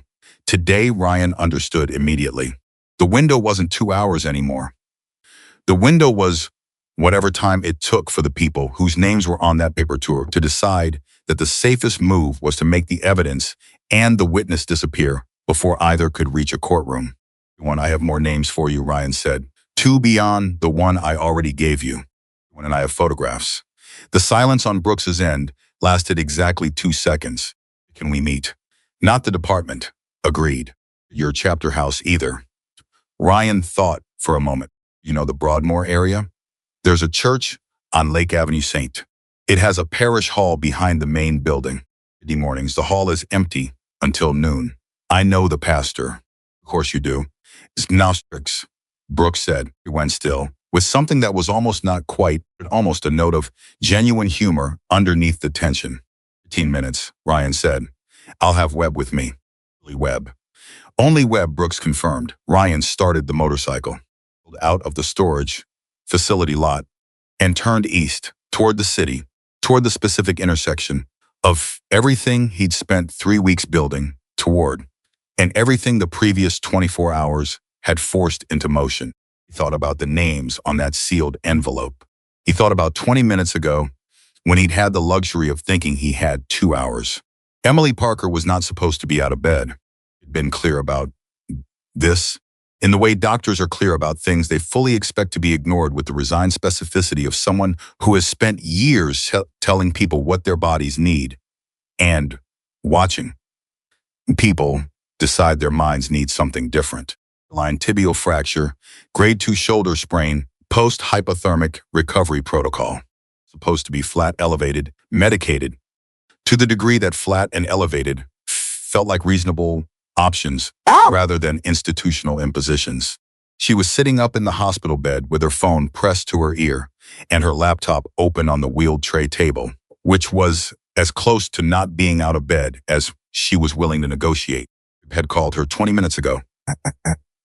Not on an official line, on her personal cell, which told her everything she needed to know about how the situation had evolved since she'd last spoken to him. Her about the credential access, about the audit, about the unauthorized attempt on the evidence management system. Told her about Ryan's second contact with Brooks and the storage unit in Manitou Springs. He told her about the meeting at St. Francis. He hadn't told her to stay out of it. It was either an oversight or a gift, and she decided to treat it as a gift. She called the officer she trusted most in her unit, named Diane Torres, 6 years on the job, the kind of person who had a rare and specific quality Emily had noticed from their second shift together, the ability to absorb complicated information quickly and react to it practically rather than emotionally. Diane on her personal cell. You're supposed to be resting, Diane said immediately. I need you to do something for me, and I need you to not document it yet. Beat. That's a sentence that gets people fired. One. It's also a sentence that gets the right people arrested. You listen? Another beat, shorter, talk. Emily told her about Sandra Howell's credentials, about the unauthorized access attempt, about the three names she only knew one, the one Brooks had confirmed, but one was enough to start her, about the chain of custody issue with Ryan's communicator. He told her about the truck on the service road. When she finished, Diane was quiet for 5 seconds. Kind of quiet. That means the other person is doing fast math on the risk calculation in front of them. Asking me to keep eyes on someone inside the department, Diane said. I'm asking you to be aware, to watch, to notice if anything moves in a way it shouldn't. Emily paused. Wrong. Nothing happens. And we both pretend this conversation didn't occur. If you're right, someone tried to kill you 2 nights ago, Diane said flatly. And they're inside the building I work in every day. The silence was different this time. Not calculation, something more personal than that. Ticked. And went still. The specific anger of someone who has dedicated their professional life to an institution and just been told the institution may have a wound it doesn't know how to locate. Do you need me to watch for? Diane asked. Emily told her. Hall at St. Francis was a plain, warm room that smelled like old wooden coffee, the kind of coffee that gets made early and sits in an urn until it becomes something more like a coffee concept than an actual beverage. Arrived first, then Webb, 2 minutes later, then Ryan with the Pelican case, 4 minutes after that. Tucson. The pastor, a lean man in his 60s named Father Dominic, who had the handshake of someone accustomed to meeting people in difficult moments, let them in and left without questions. When Ryan set the case on the long table that ran the length of the room, the combination, opened it. Brooks and Webb stood on the other side of the table and looked at the documentation, the way people look at things that are going to require them to make large decisions very quickly. Walk us through it, Brooks said. Ryan walked them through it. Methodically, in chronological order, laying each piece of documentation on the table. As it came up in the sequence, the first sighting, 3 weeks, and 2 days ago, a Thursday at 1:15 The second, the following Sunday at 11:40 p.m. GPS logs from the satellite communicator already printed, showing the location data for each of his nighttime rides through the area. Photographs. The photograph is in 47 of them changed in date order, with a handwritten note on the back giving location, time, and observation details. Webb picked up the photographs and went through them with the systematic focus of a detective rather than an administrator. Stopped at number 31. Held it up. This is a face, Ryan said. The angle wasn't good, but it's identifiable against a known reference if you have one. Put it aside. Kept going. Stopped again at 44. This is a plate. Partial. 3 characters confirmed. 2 probable. Referenced it with vehicle registrations for black F-250 trucks registered in the Southern Colorado County records. 11 matches. One of them. Ryan reached into the case and pulled out a single page, set it on the table. One of them is registered to a company called Ridgeline Property Management, LLC, incorporated in Douglas County 8 months ago. The company has no public-facing business presence and no state tax filings since incorporation. Picked up the page. Read it. A shell company with 2 registered agents. The second one, Ryan pulled another page. There's a name you're going to recognize. Brooks, read it. Page down with the particular care of someone who has just handled something that is simultaneously exactly what they'd feared and more specific than they'd expected. He looked at Webb. Webb had seen it over his shoulder. Our second name, Brooks said quietly. Your third is in the envelope, Ryan said. He picked up the sealed envelope from the bottom of the case and set it on the table. Before you open it, I want to say something. Brooks looked at him. The name is going to be harder than the first 2, Ryan said. Not because of the legal complexity, Because of the institutional complexity, you're going to have a strong instinct to verify it independently before you act on it. And under normal circumstances, that instinct would be correct. But I need you to understand that you don't have normal circumstances right now. When someone accessed my communicator data at the scene, one tried to access your evidence management system this morning. Son, these people know the investigation is moving and they are going to move to protect themselves. He paused. The name has the institutional position to make evidence disappear and the operational knowledge to know exactly what to disappear. Hour you wait to act is an hour that person has to use that position. Brooks and Webb looked at each other. The look of two men who have been in institutional authority long enough to understand exactly what Ryan was describing and to feel, in a visceral professional way, how dangerous it was. Picked up the envelope, opened it. He read the name. He didn't move for 4 seconds. Ryan counted them. Brooks set the envelope down and looked at Ryan with an expression that had nothing performed in it anymore. No institutional authority, no professional distance. Just a man looking at another man across the evidence of something that had just cracked the foundation of the building he'd spent his career inside. Certain are you?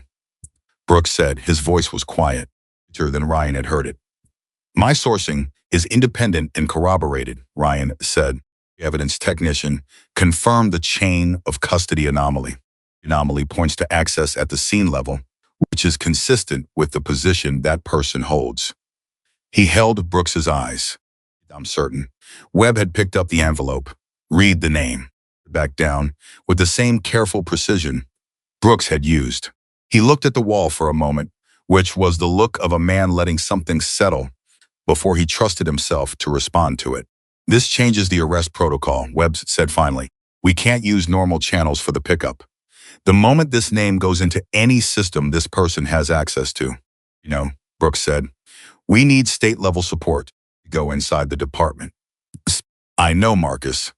Brooks's voice was controlled, but there was something underneath it that Ryan recognized, the specific exhaustion of someone who has been managing a weight for a long time and has just had that weight significantly increased.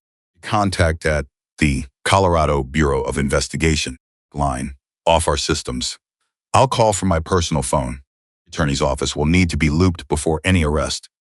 Webb said, the protocol, and we need to move before end of day. He said, I know. Brooks stopped, took a breath, looked at Ryan. Anything else in that case? One more thing, Ryan said. He reached in and pulled out the final document, a single page, written and prepared, not in the storage unit, but 3 days ago. The papers had first become clear enough that he'd understood how it was going to end. He set it on the table. This is a timeline, date, location, sans observation, not related against publicly available department.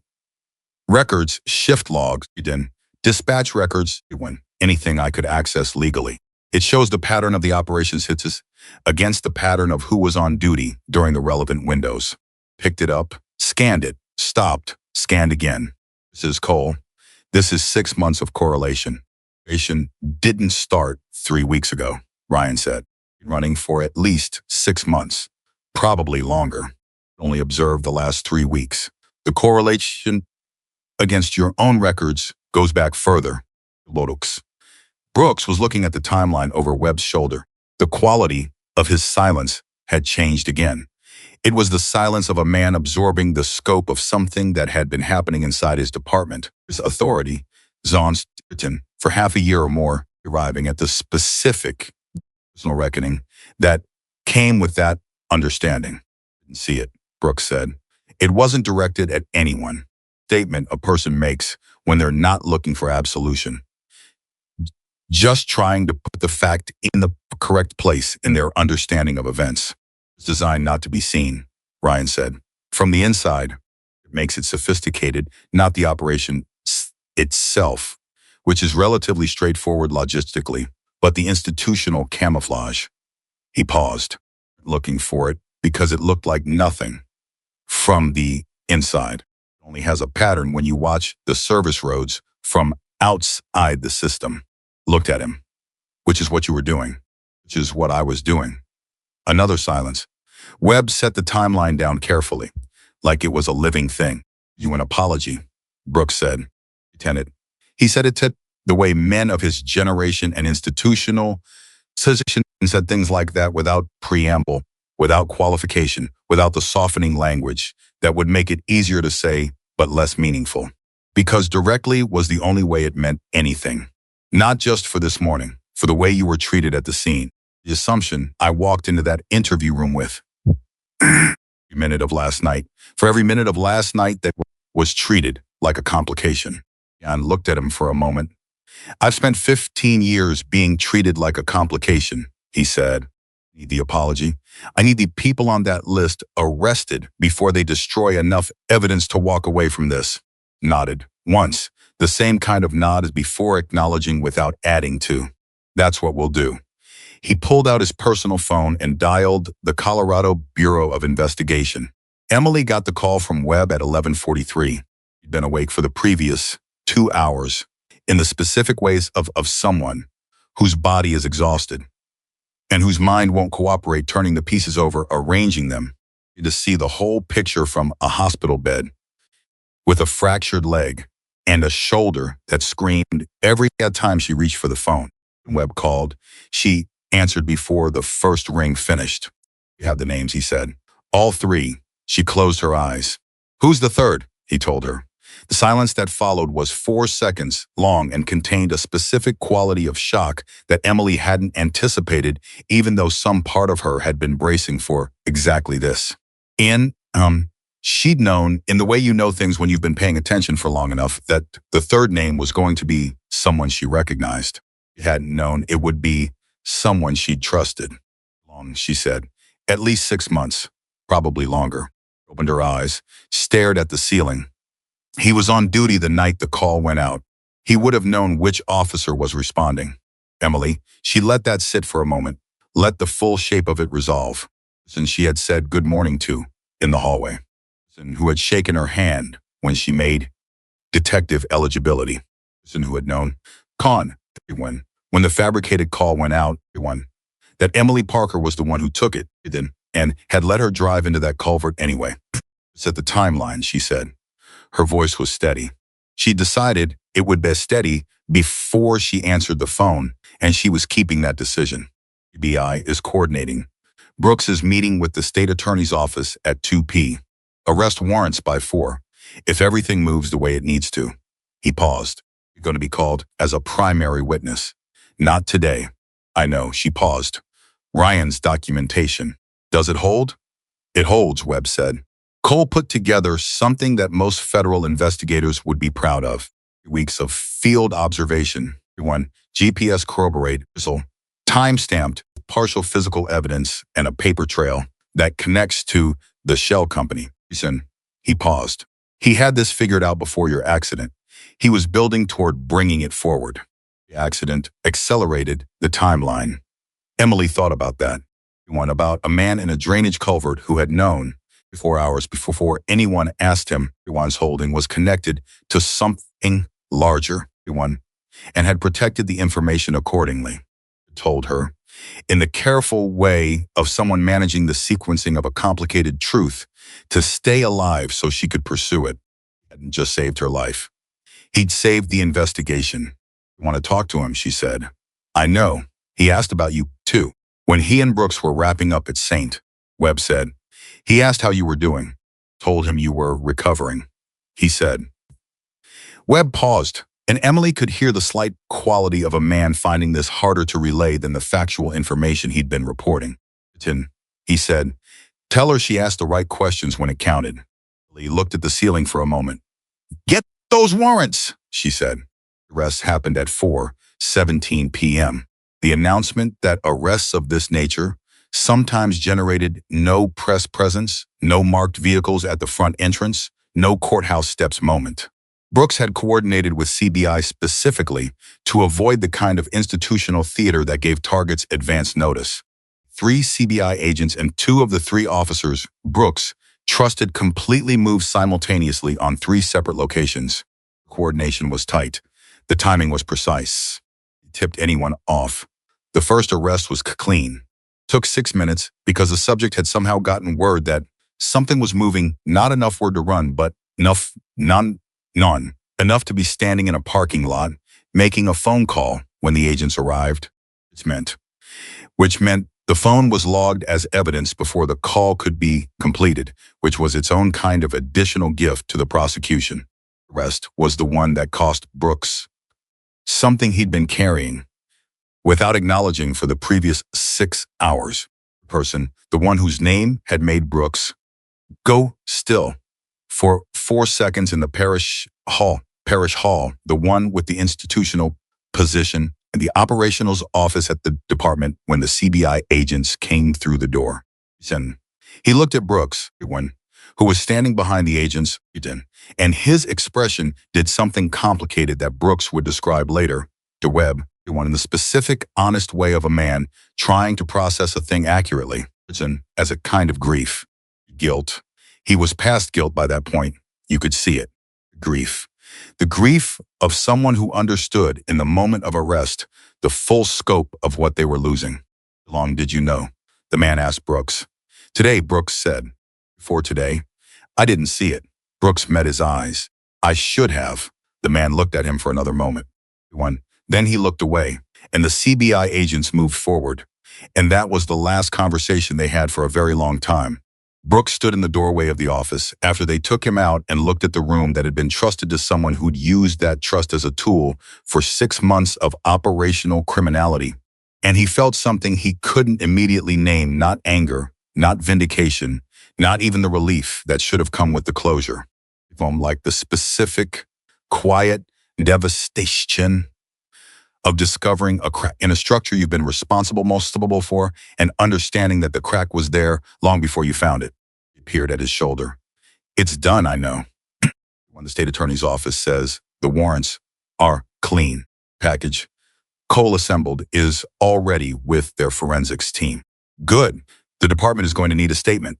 First, then public. I know, Marcus. Brooks looked at the empty office. Give me a minute. Webb gave him the minute. Stepped back into the hallway, gave him the privacy to stand in the doorway and do whatever a man does when the institution he's given 30 years to requires him to look at what it contains and what it failed to contain and find a way to carry both. For about 90 seconds, Brooks straightened, turned around. His face had done the thing it had been doing, all day absorbing, recalibrating, moving forward. He wasn't finished with the grief of it, but he was putting it in its proper order, behind the work that still needed to be done. Ryan Cole, he said. He's outside, Webb said. He's been waiting in the parking lot since 2 o'clock. Come in. Brooks almost smiled. Of course he wouldn't. He thought about that for a moment. A man who had handed them everything they needed to break open 6 months of institutional corruption and then gone to sit in a parking lot and wait rather than insert himself into the operational execution. You understood precisely where his role ended and where theirs began.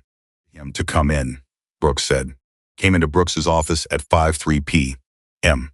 He sat in the chair across from the desk, the same kind of chair that had been in interview room 3 at 6:45 that morning, which felt deliberate in a way Ryan appreciated. Same functional space. Completely different conversation. Sat across from him.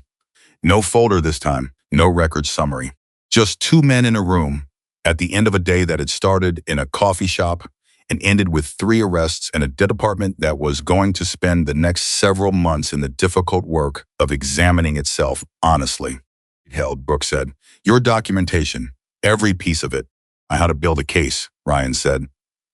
You built a better case than most of my detectives would have. Brooks said it without resentment, just as a fact. The photographs alone, the backgrounds going to anchor the prosecution's timeline. Brooks looked at him. I owe you more than an apology. I owe you an acknowledgement. What you did last night, staying in that culvert to keep my officer alive. And what you did before that, 3 weeks of field observation that you didn't have to do. Building documentation you could have walked away from. That's not something I can compensate for institutionally, but I can make sure the record reflects it accurately. Quiet for a moment. The record doesn't need to reflect me, he said. The record needs to reflect what happened on that road. Been happening on those service roads for 6 months. Story that matters. Both stories matter. Ryan looked at the desk. But I didn't do any of it to be in a story. I did it because someone was going to get hurt if I didn't. Someone did get hurt. Your officer could have died out there. One. And the people responsible for that are now in custody because she paid attention and you paid attention and your evidence technician paid attention. He paused. Just a person who saw it first and held on to it long enough to hand it to the right people. Held his eyes. You're going to keep doing this, aren't you? He said. This, the rescue work, the watching, the sitting in parking lots, in the vest, always in the vest. Brooks nodded. Then maybe it's time we figured out how to make that work better. Officially. In a way that doesn't require a police officer to end up in a culvert before we start listening to the people who are already paying attention. I looked at him for a moment. Something moved in his expression, not surprise exactly, but the specific quality of a man encountering an offer he hadn't expected to receive and wasn't entirely sure yet what to do with. Bigger conversation than today. It is, Brooks agreed. I'm putting it on the table. All right, Ryan said, and went still. It's on the table. They sat for a moment in the specific quiet of two men who have arrived at a functional understanding through the hardest possible route. House office. House department moved through its late afternoon rhythm. Rhythms, voices, begin. Phone calls, bureaucratic machinery of an institution that was going to need to do some hard looking at itself in the coming weeks. Ryan's phone buzzed. He glanced at it. A text from a number he'd added to his contacts just this morning. From Emily. 3 words. Thank you, both. He looked at it for a moment. About a woman in a hospital bed with a fractured leg and a grade 2 shoulder sprain, who had spent the day running her own parallel operation from a wheeled tray table.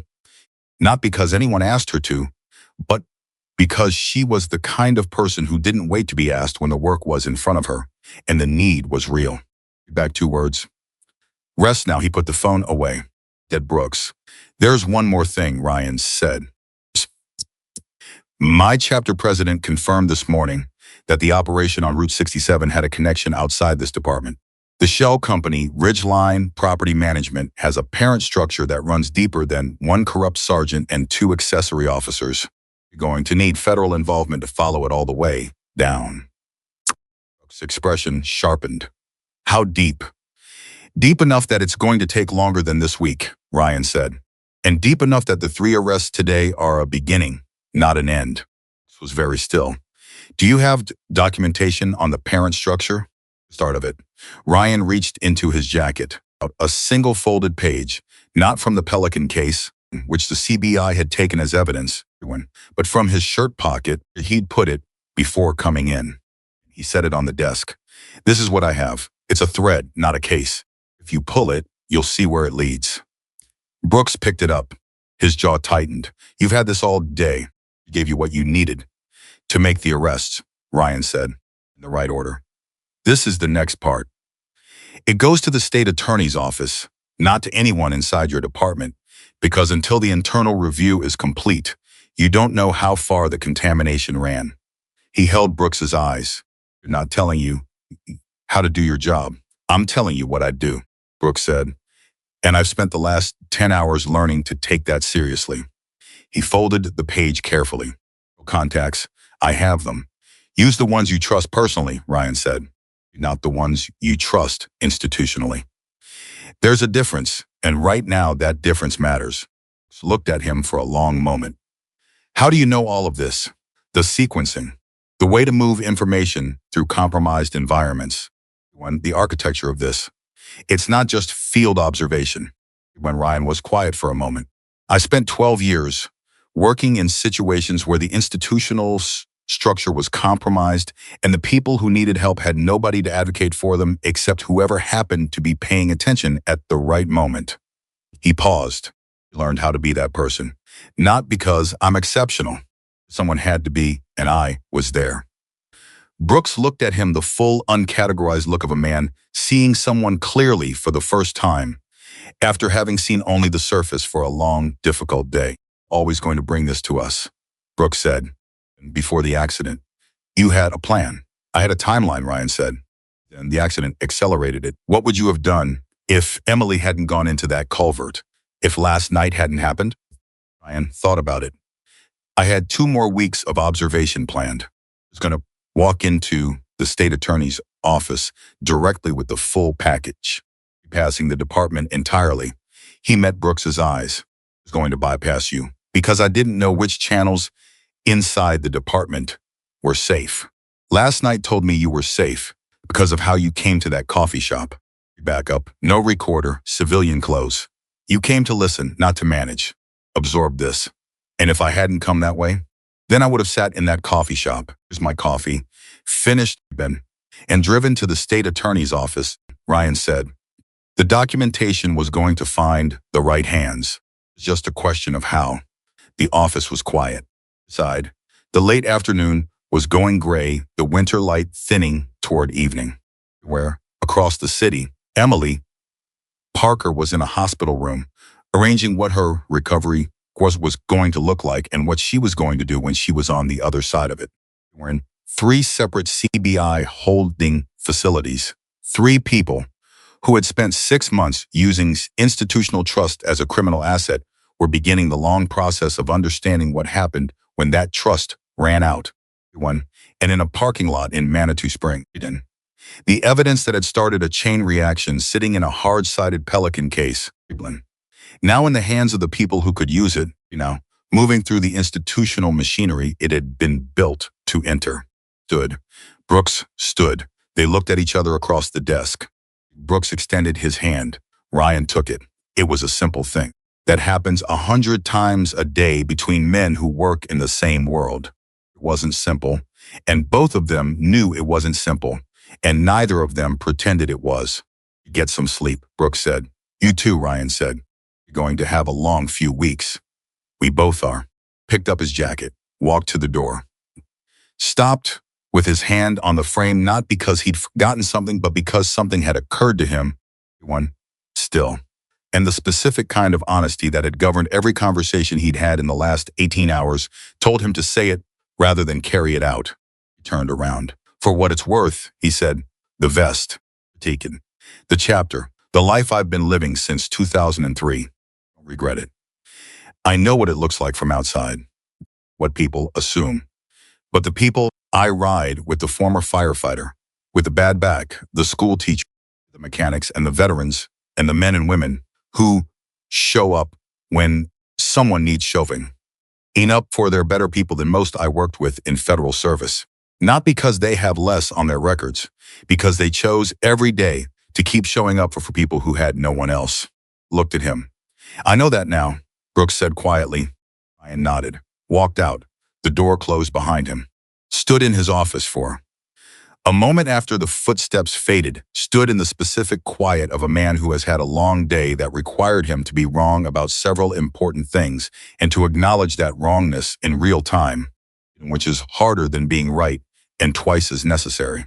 Then he sat down at his desk, picked up his personal phone, and dialed the number for his contact at the federal level. That Ryan had given him was thin. But he'd learned today what happened when the right person picked up a thin thread and followed it with patience and precision, and the specific refusal to let it go when the institutional pressure said to. Was going to follow this one, however long it took. Far it went. The press conference was scheduled for 10 a.m. on a Thursday, 6 weeks after Emily Parker's patrol car went into the culvert on Route 67. Had spent 3 days writing and rewriting his opening statement. Not because he didn't know what to say. He'd known what he needed to say since the moment he walked out of Ryan Cole's handshake and drove home in the dark, but because there was a version of this statement that was institutionally comfortable and that was true, and he had made himself a promise in those 6 weeks that he was only going to deliver the true one.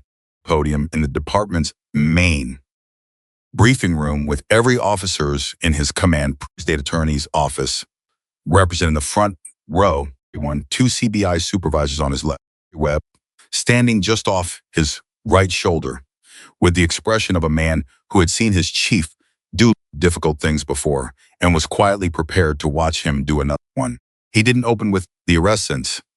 He didn't open with the arrest, didn't open up with the operational details of what had been uncovered on Route 67, or the shell company, or the 6 months of criminal activity that had been running through the department's structural blind spot. He opened with something smaller and harder. On the night of December 9th, he said, a Hells Angels member named Ryan Cole found one of my officers injured in a drainage culvert on Route 67. One. He spent 4 hours keeping her alive in below freezing temperatures. One. When law enforcement arrived at that scene, we treated him like a suspect. He paused. Innocent. Let that sit. I'm going to spend the next several minutes telling you what we got wrong and what it cost us and what we're going to do differently. And I want to start there. With that night, everything that came after every arrest, piece of evidence, thread of the investigation that is still unraveling started with a man in a black leather vest, raising his hands in the dark and choosing to help someone who had already decided to fear him. The room was quiet in the way rooms get quiet when something honest is being said in a place that usually receives something more managed.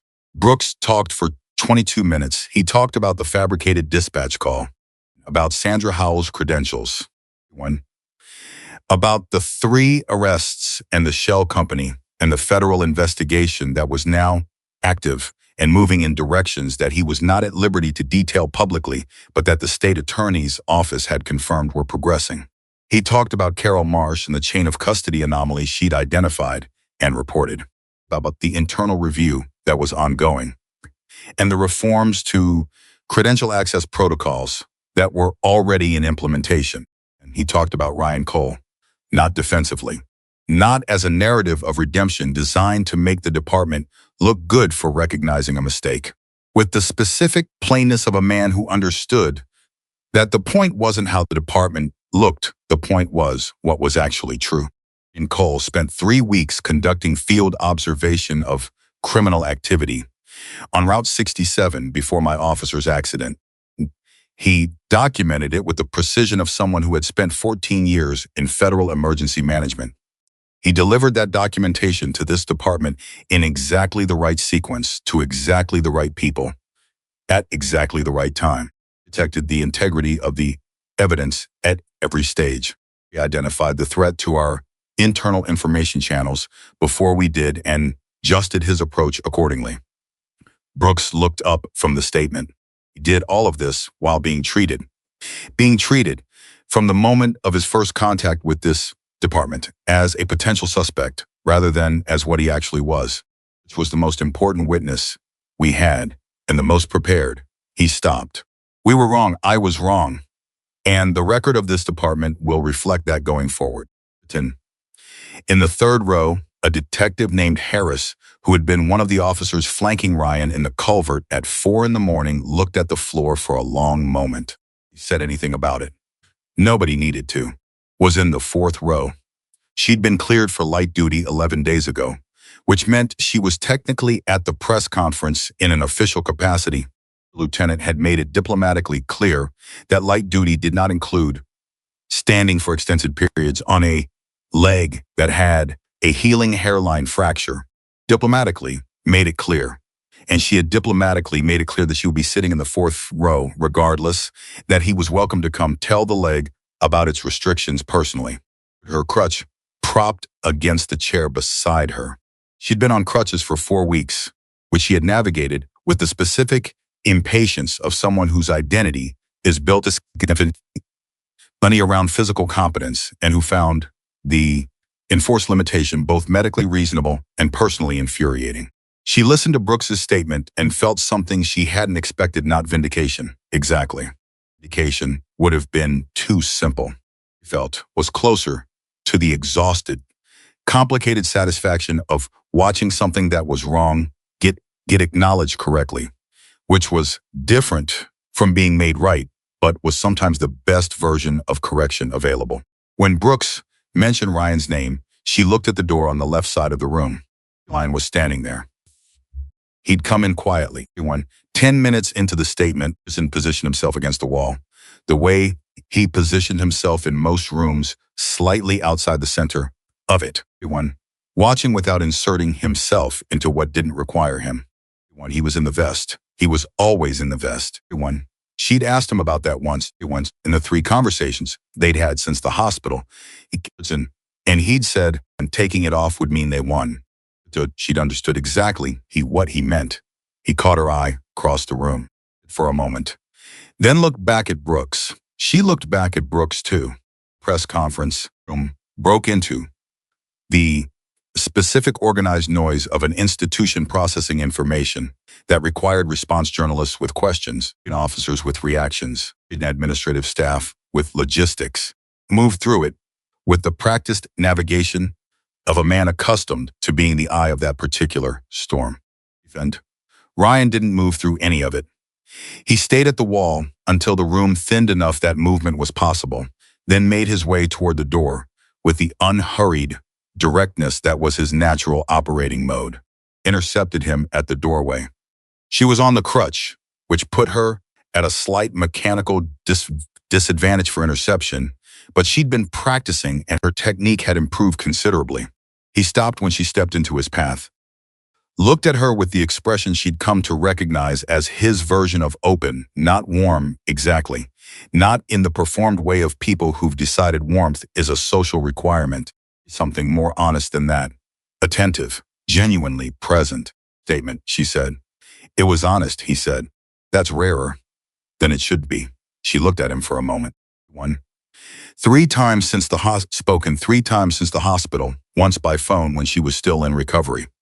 Once when he'd come to the department at Webb's request to review his formal witness statement, and once in a coffee shop that was not the Cornerstone on Cascade, which felt like a detail that mattered to both of them, without either of them saying so.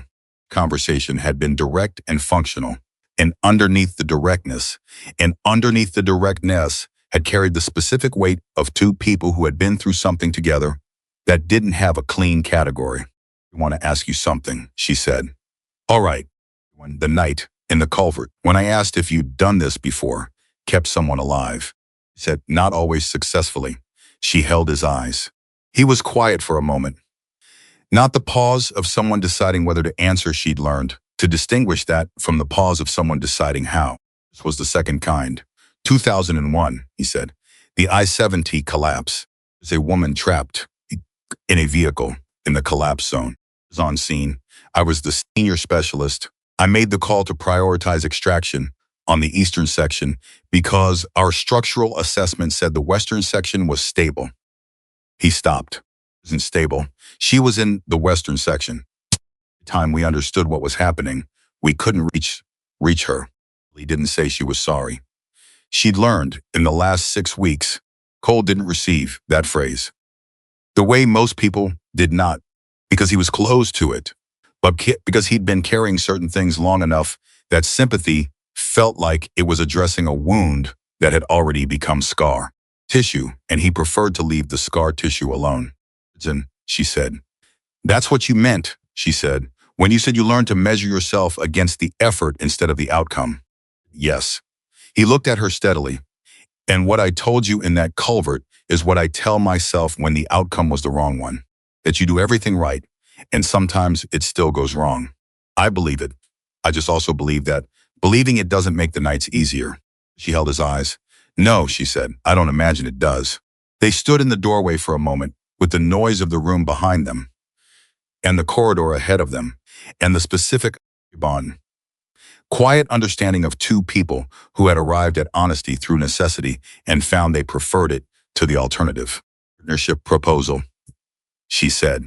The community liaison structure Brooks is putting forward. Chapter. We're talking to him, Ryan said. It's complicated. Members who don't trust the formal relationship. And I respect that. There's history behind it. He paused. But there are also members who've been doing informal rescue work for years with no support structure and no communication channel to the people who could use the information we gather. On a liaison framework, done right, with genuine autonomy on both sides, could change what's possible. He looked at her. going to be part of that conversation, aren't you? You're going to be the loudest voice in it, she said. If that's all right with you. He almost smiled. It was the same almost smile she'd first seen in the culvert when she'd told him to sit down. It was becoming familiar to her, which was its own kind of thing. It's more than all right, he said. Investigation's first major development came on a Tuesday morning, 7 weeks after the arrests, and it came in the form of a phone call to Brooks from his federal contact that lasted 4 minutes and left him standing in his office with the phone in his hand and the specific expression of a man who has just watched a thread he'd been pulling turn into a rope. Structure of Ridgeline Property Management, LLC, the shell company registered in Douglas County, the one whose second registered agent had been the name on Ryan's sealed envelope, connected to a logistics network operating in 5 states: Utah, New Mexico, Nevada, and Arizona. The network had been moving stolen pharmaceutical inventory through the service road system for 18 months. Drugs in the street, since medical-grade controlled substances, diverted from distribution chains before they reached hospitals and clinics, routed to secondary markets that supplied both legitimate gray market buyers and criminal resale operations. The scale was significantly larger than anything the initial Route 67 evidence had suggested. Colorado Springs arrests were the regional end of an operation with federal racketeering implications, and the investigation that Brooks had activated with a personal phone call and a thin thread from Ryan Cole's shirt pocket had expanded to include 4 federal agencies and a joint task force with offices in Denver. Called Ryan the same morning. Ryan picked up on the second ring. "You need to hear something," Brooks said. He told him, and was quiet for a long moment when Brooks finished. "People," he said, "in the medical supply chain, patients ended up without medication because of the diversion." Hadn't expected that question first. He should have. "Estimate is preliminary," he said, "but it's in the thousands." Clinics, primarily. Places with limited alternative sourcing that were on the network's distribution list. Ryan didn't say anything for a moment. Brooks could hear him breathing on the other end of the line, the steady, controlled breath of a man who is processing something that hits close to a wound he doesn't usually expose. "Weeks ago," Ryan said quietly, "one of my chapter members drove 4 hours to a rural clinic in Huerfano County with a supply of over-the-counter medications because the clinic was telling patients they couldn't fill basic prescriptions. He thought it was a local supply chain problem." He stopped. "It wasn't local." "No," Brooks said, "it wasn't. Patients in Huerfano County and everywhere else on that distribution list. One has to." He stopped again. "The clinics. They need to know this is coming out. Time to secure alternative sourcing before the press gets to it. And the network's suppliers get spooked and pull out. Is already being coordinated," Brooks said. "The federal task force has a public health component, working with the state health department. Are they working fast enough?" "I'm going to make sure they are," Brooks said. "That's why I'm calling you. Because you know the rural health infrastructure in this region better than anyone in my department does. And because the task force needs to understand the human dimension of what they're dismantling before they dismantle it in a way that leaves the most vulnerable people without a safety net." Pause. "You want me in a room with federal investigators. I want you in a room with the people who can make sure the investigation doesn't create more harm than it prevents," Brooks said. Another pause longer. "All right," Ryan said. "Read up. Set. The task force meeting was in Denver, on a Wednesday, in a conference room, in a federal building that Ryan had been in before, not this specific room, but this specific institutional register, a particular quality of a space where large, complicated problems get broken into manageable pieces by people with the authority to move the pieces. He'd spent 12 years in rooms like this. He'd forgotten how familiar the air felt. He was the only person in the room without a federal, state, or law enforcement credential. He was, within the first 20 minutes, the person in the room with the most specific, granular knowledge of the rural infrastructure gap that the operation had exploited. He knew the clinics by name. He knew which ones had backup sourcing agreements and which ones were single vendor dependent. He knew clinic, the service road network between the clinics and the regional distribution hubs, not just from 3 weeks of observation, but from years of riding those roads with his chapter, supplies and support, and showing up in the ways that didn't make news because nobody was covering the people who quietly kept rural communities alive during the gaps in the official systems. Agents in the room listened to him with the specific attention of people who, with the specific attention of where they encountered expertise and are adjusting their assessment in real time. By the end of the first hour, the lead investigator, a woman named Supervisory Special Agent Patricia Yoon, compact and precise, and with the evaluating eyes of someone who had spent a career measuring the gap between what people said and what they knew, had shifted the conversation significantly toward what Ryan was saying, in a way from the prepared briefing materials, describing a parallel infrastructure, UN said. Chapter, the rescue network, the routes and relationships fill gaps, Ryan said. The formal systems don't reach everywhere. You go where they don't. Have you documented those networks? I'd like to see what you have. Not for the investigation, for the public health coordination. The fastest way to secure alternative supply to the affected clinics is through people who already have relationships with them. She looked at him steadily. Based on what you're describing is you. Ryan looked at her for a moment. You understand what you're asking? You're asking me to open the chapter's informal network to federal visibility. I'm asking you to help us protect the people who got hurt by this, she said. I'm not asking for surveillance. I'm asking for coordination. Tinson. He's a Winston. He thought about it. Not because he was uncertain about the people on the other side of that equation, the patients in Huerfano County, the rural clinics with empty shelves, but because the thing Yoon was asking for was a significant shift in the relationship between his chapter and the institutional world. And significant shifts required the consent of more than one person. I need to talk to my people, he said. How long? You have it. He walked out of the federal building at noon, called his chapter president from the steps. Denver, his president said, before Ryan could explain why he was calling. Go. They want to coordinate with the network. Clinic routes, a long pause. For the investigation, the public health response. The supply restoration, and describe exactly what Ewan had asked for. With the same precision he brought to everything. No minimizing, amplifying, sound when just the shape of the request and the reasoning behind it. Pause. You trust the agent. I trust the ask, Ryan said. The ask is right.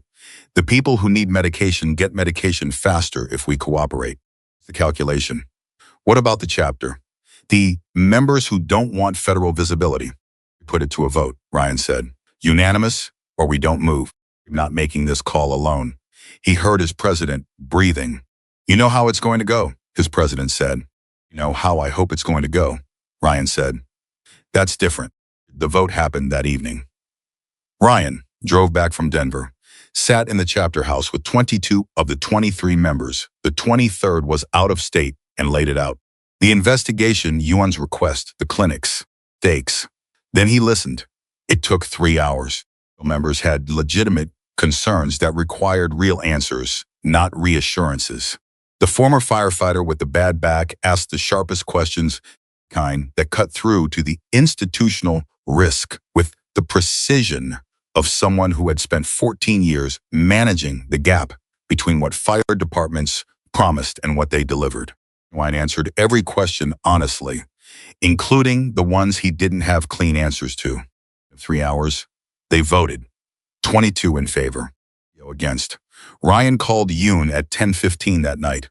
He said, public announcement of the full investigation came on a Friday morning. It went 4 weeks after the task force meeting. It moved through the news cycle with the particular velocity of a story that had multiple angles: corruption, rescue, within community, redemption, each one feeding a different audience need for the thing it was about.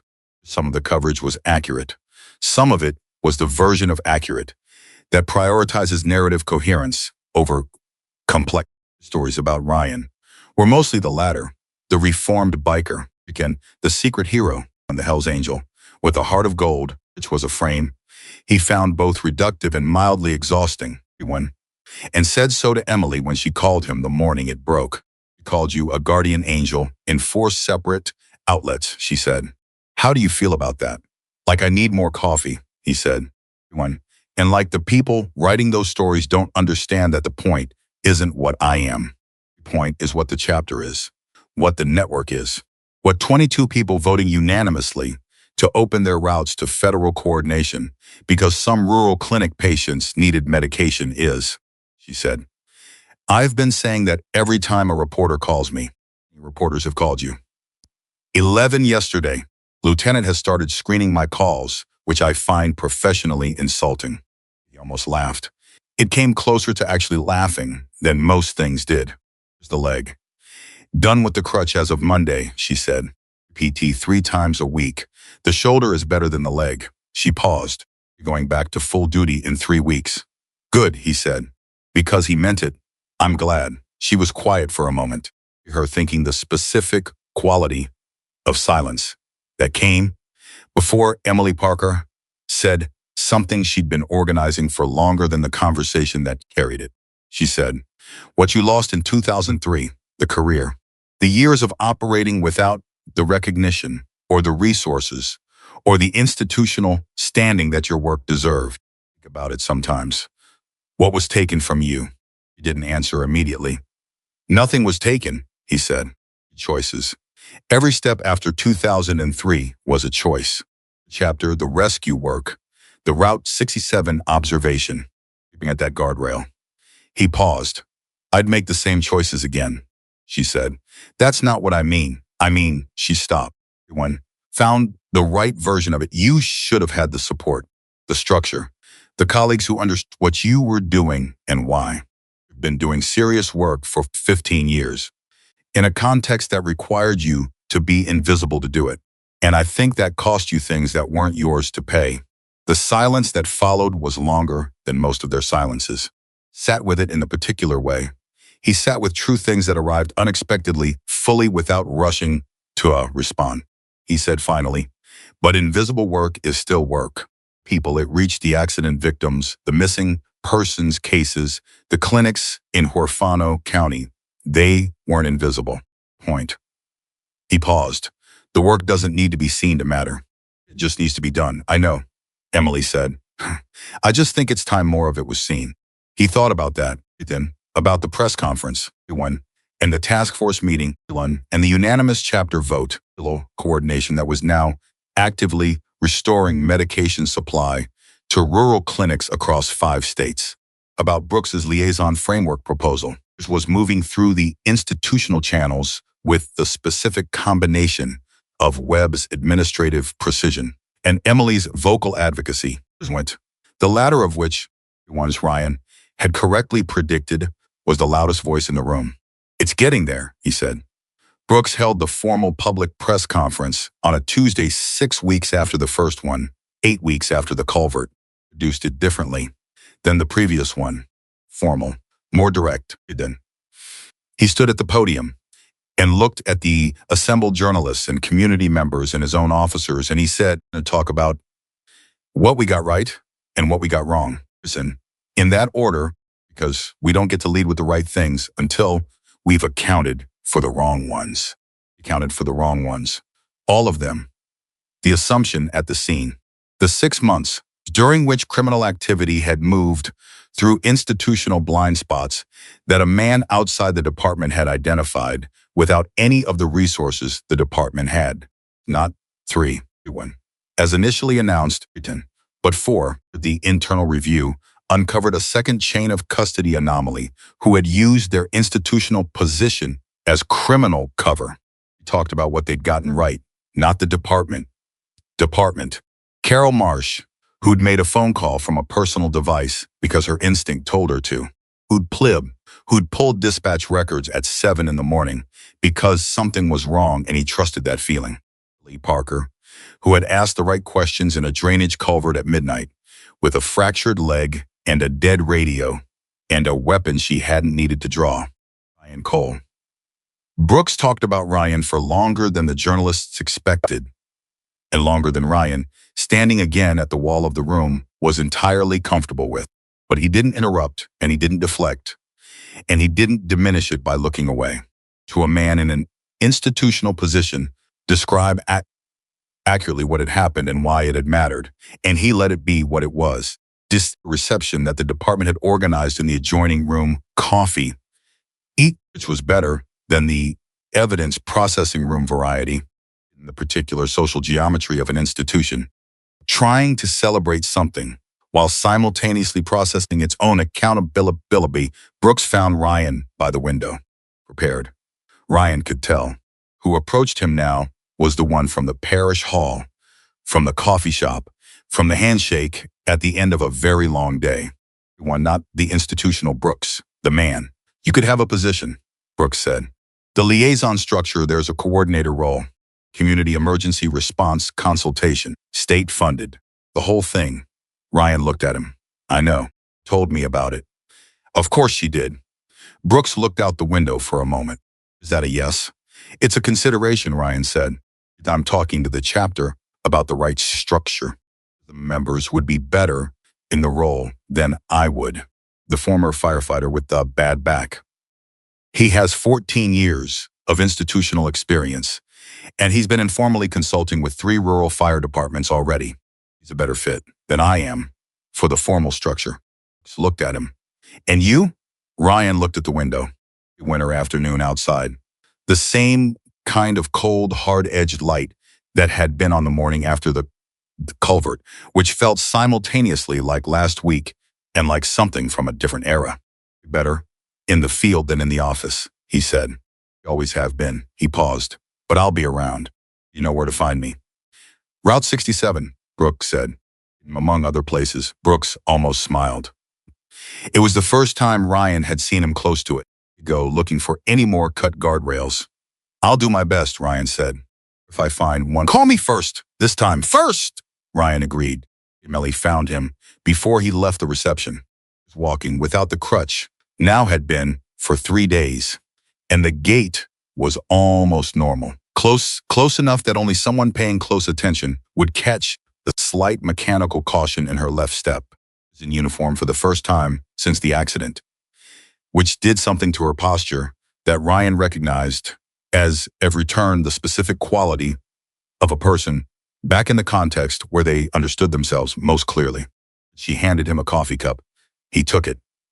They offered the coordinator position to Marcus too, she said. The supervisor role. I know, he told me. He's thinking about it. Ryan looked at the coffee. He'd be effective in it. He has the instinct for the work and the institutional knowledge to navigate the structure. He said the same thing about you. We're both right, Ryan said. She laughed. It was a real laugh, the kind she didn't seem to give often, which made it mean something when it arrived. When she held the coffee in both hands and looked at him with the direct, evaluating attention that he'd first encountered in a drainage culvert at midnight, he pointed at him, along the barrel of a weapon, still. And that had since resolved itself into something he was still finding the right word for.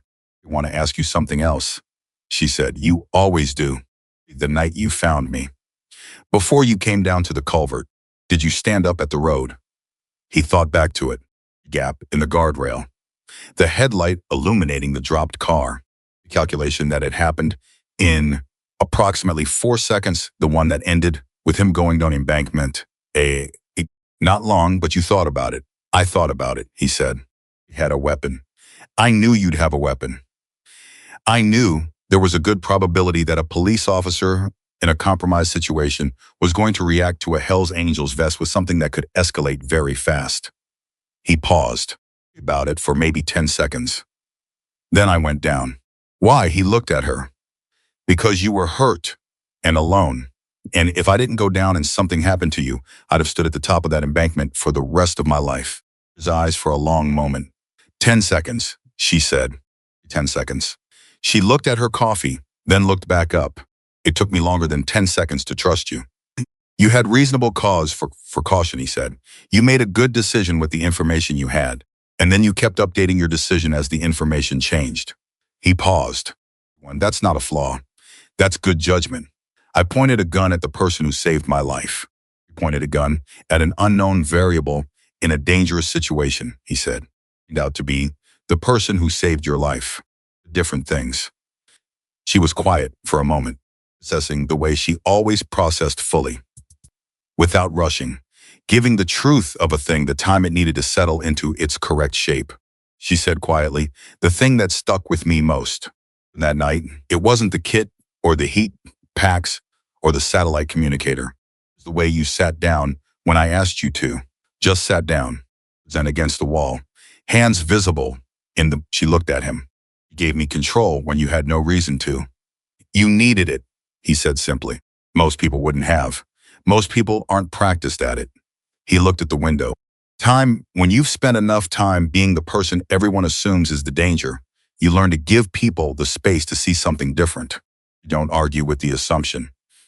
You just act in a way that contradicts it, and then let them catch up. He held his eyes. And if they don't catch up, some don't, he said. It's their loss. She nodded, slowly. The kind of nod that means I'm going to carry that. She said, yeah, when the liaison structure is formal, doing this officially, I want you in the room for the parts that matter. Marcus, not the chapter president, you, she held his eyes. Because you're the one who understands the distance between what institutions see and what's actually there. You're going to need that understanding, consistently, from someone who won't get comfortable, from someone who won't and stop seeing it. He looked at her for a long moment. All right, he said. She said. Outside, the winter afternoon was going gold at the edges, the specific late daylight of a Colorado December that was cold and precise and unapologetic about both. The city, the rural clinic, supply restoration, was in its third week, running on routes that Ryan's chapter knew by muscle memory and that were now formally coordinated with the state public health office.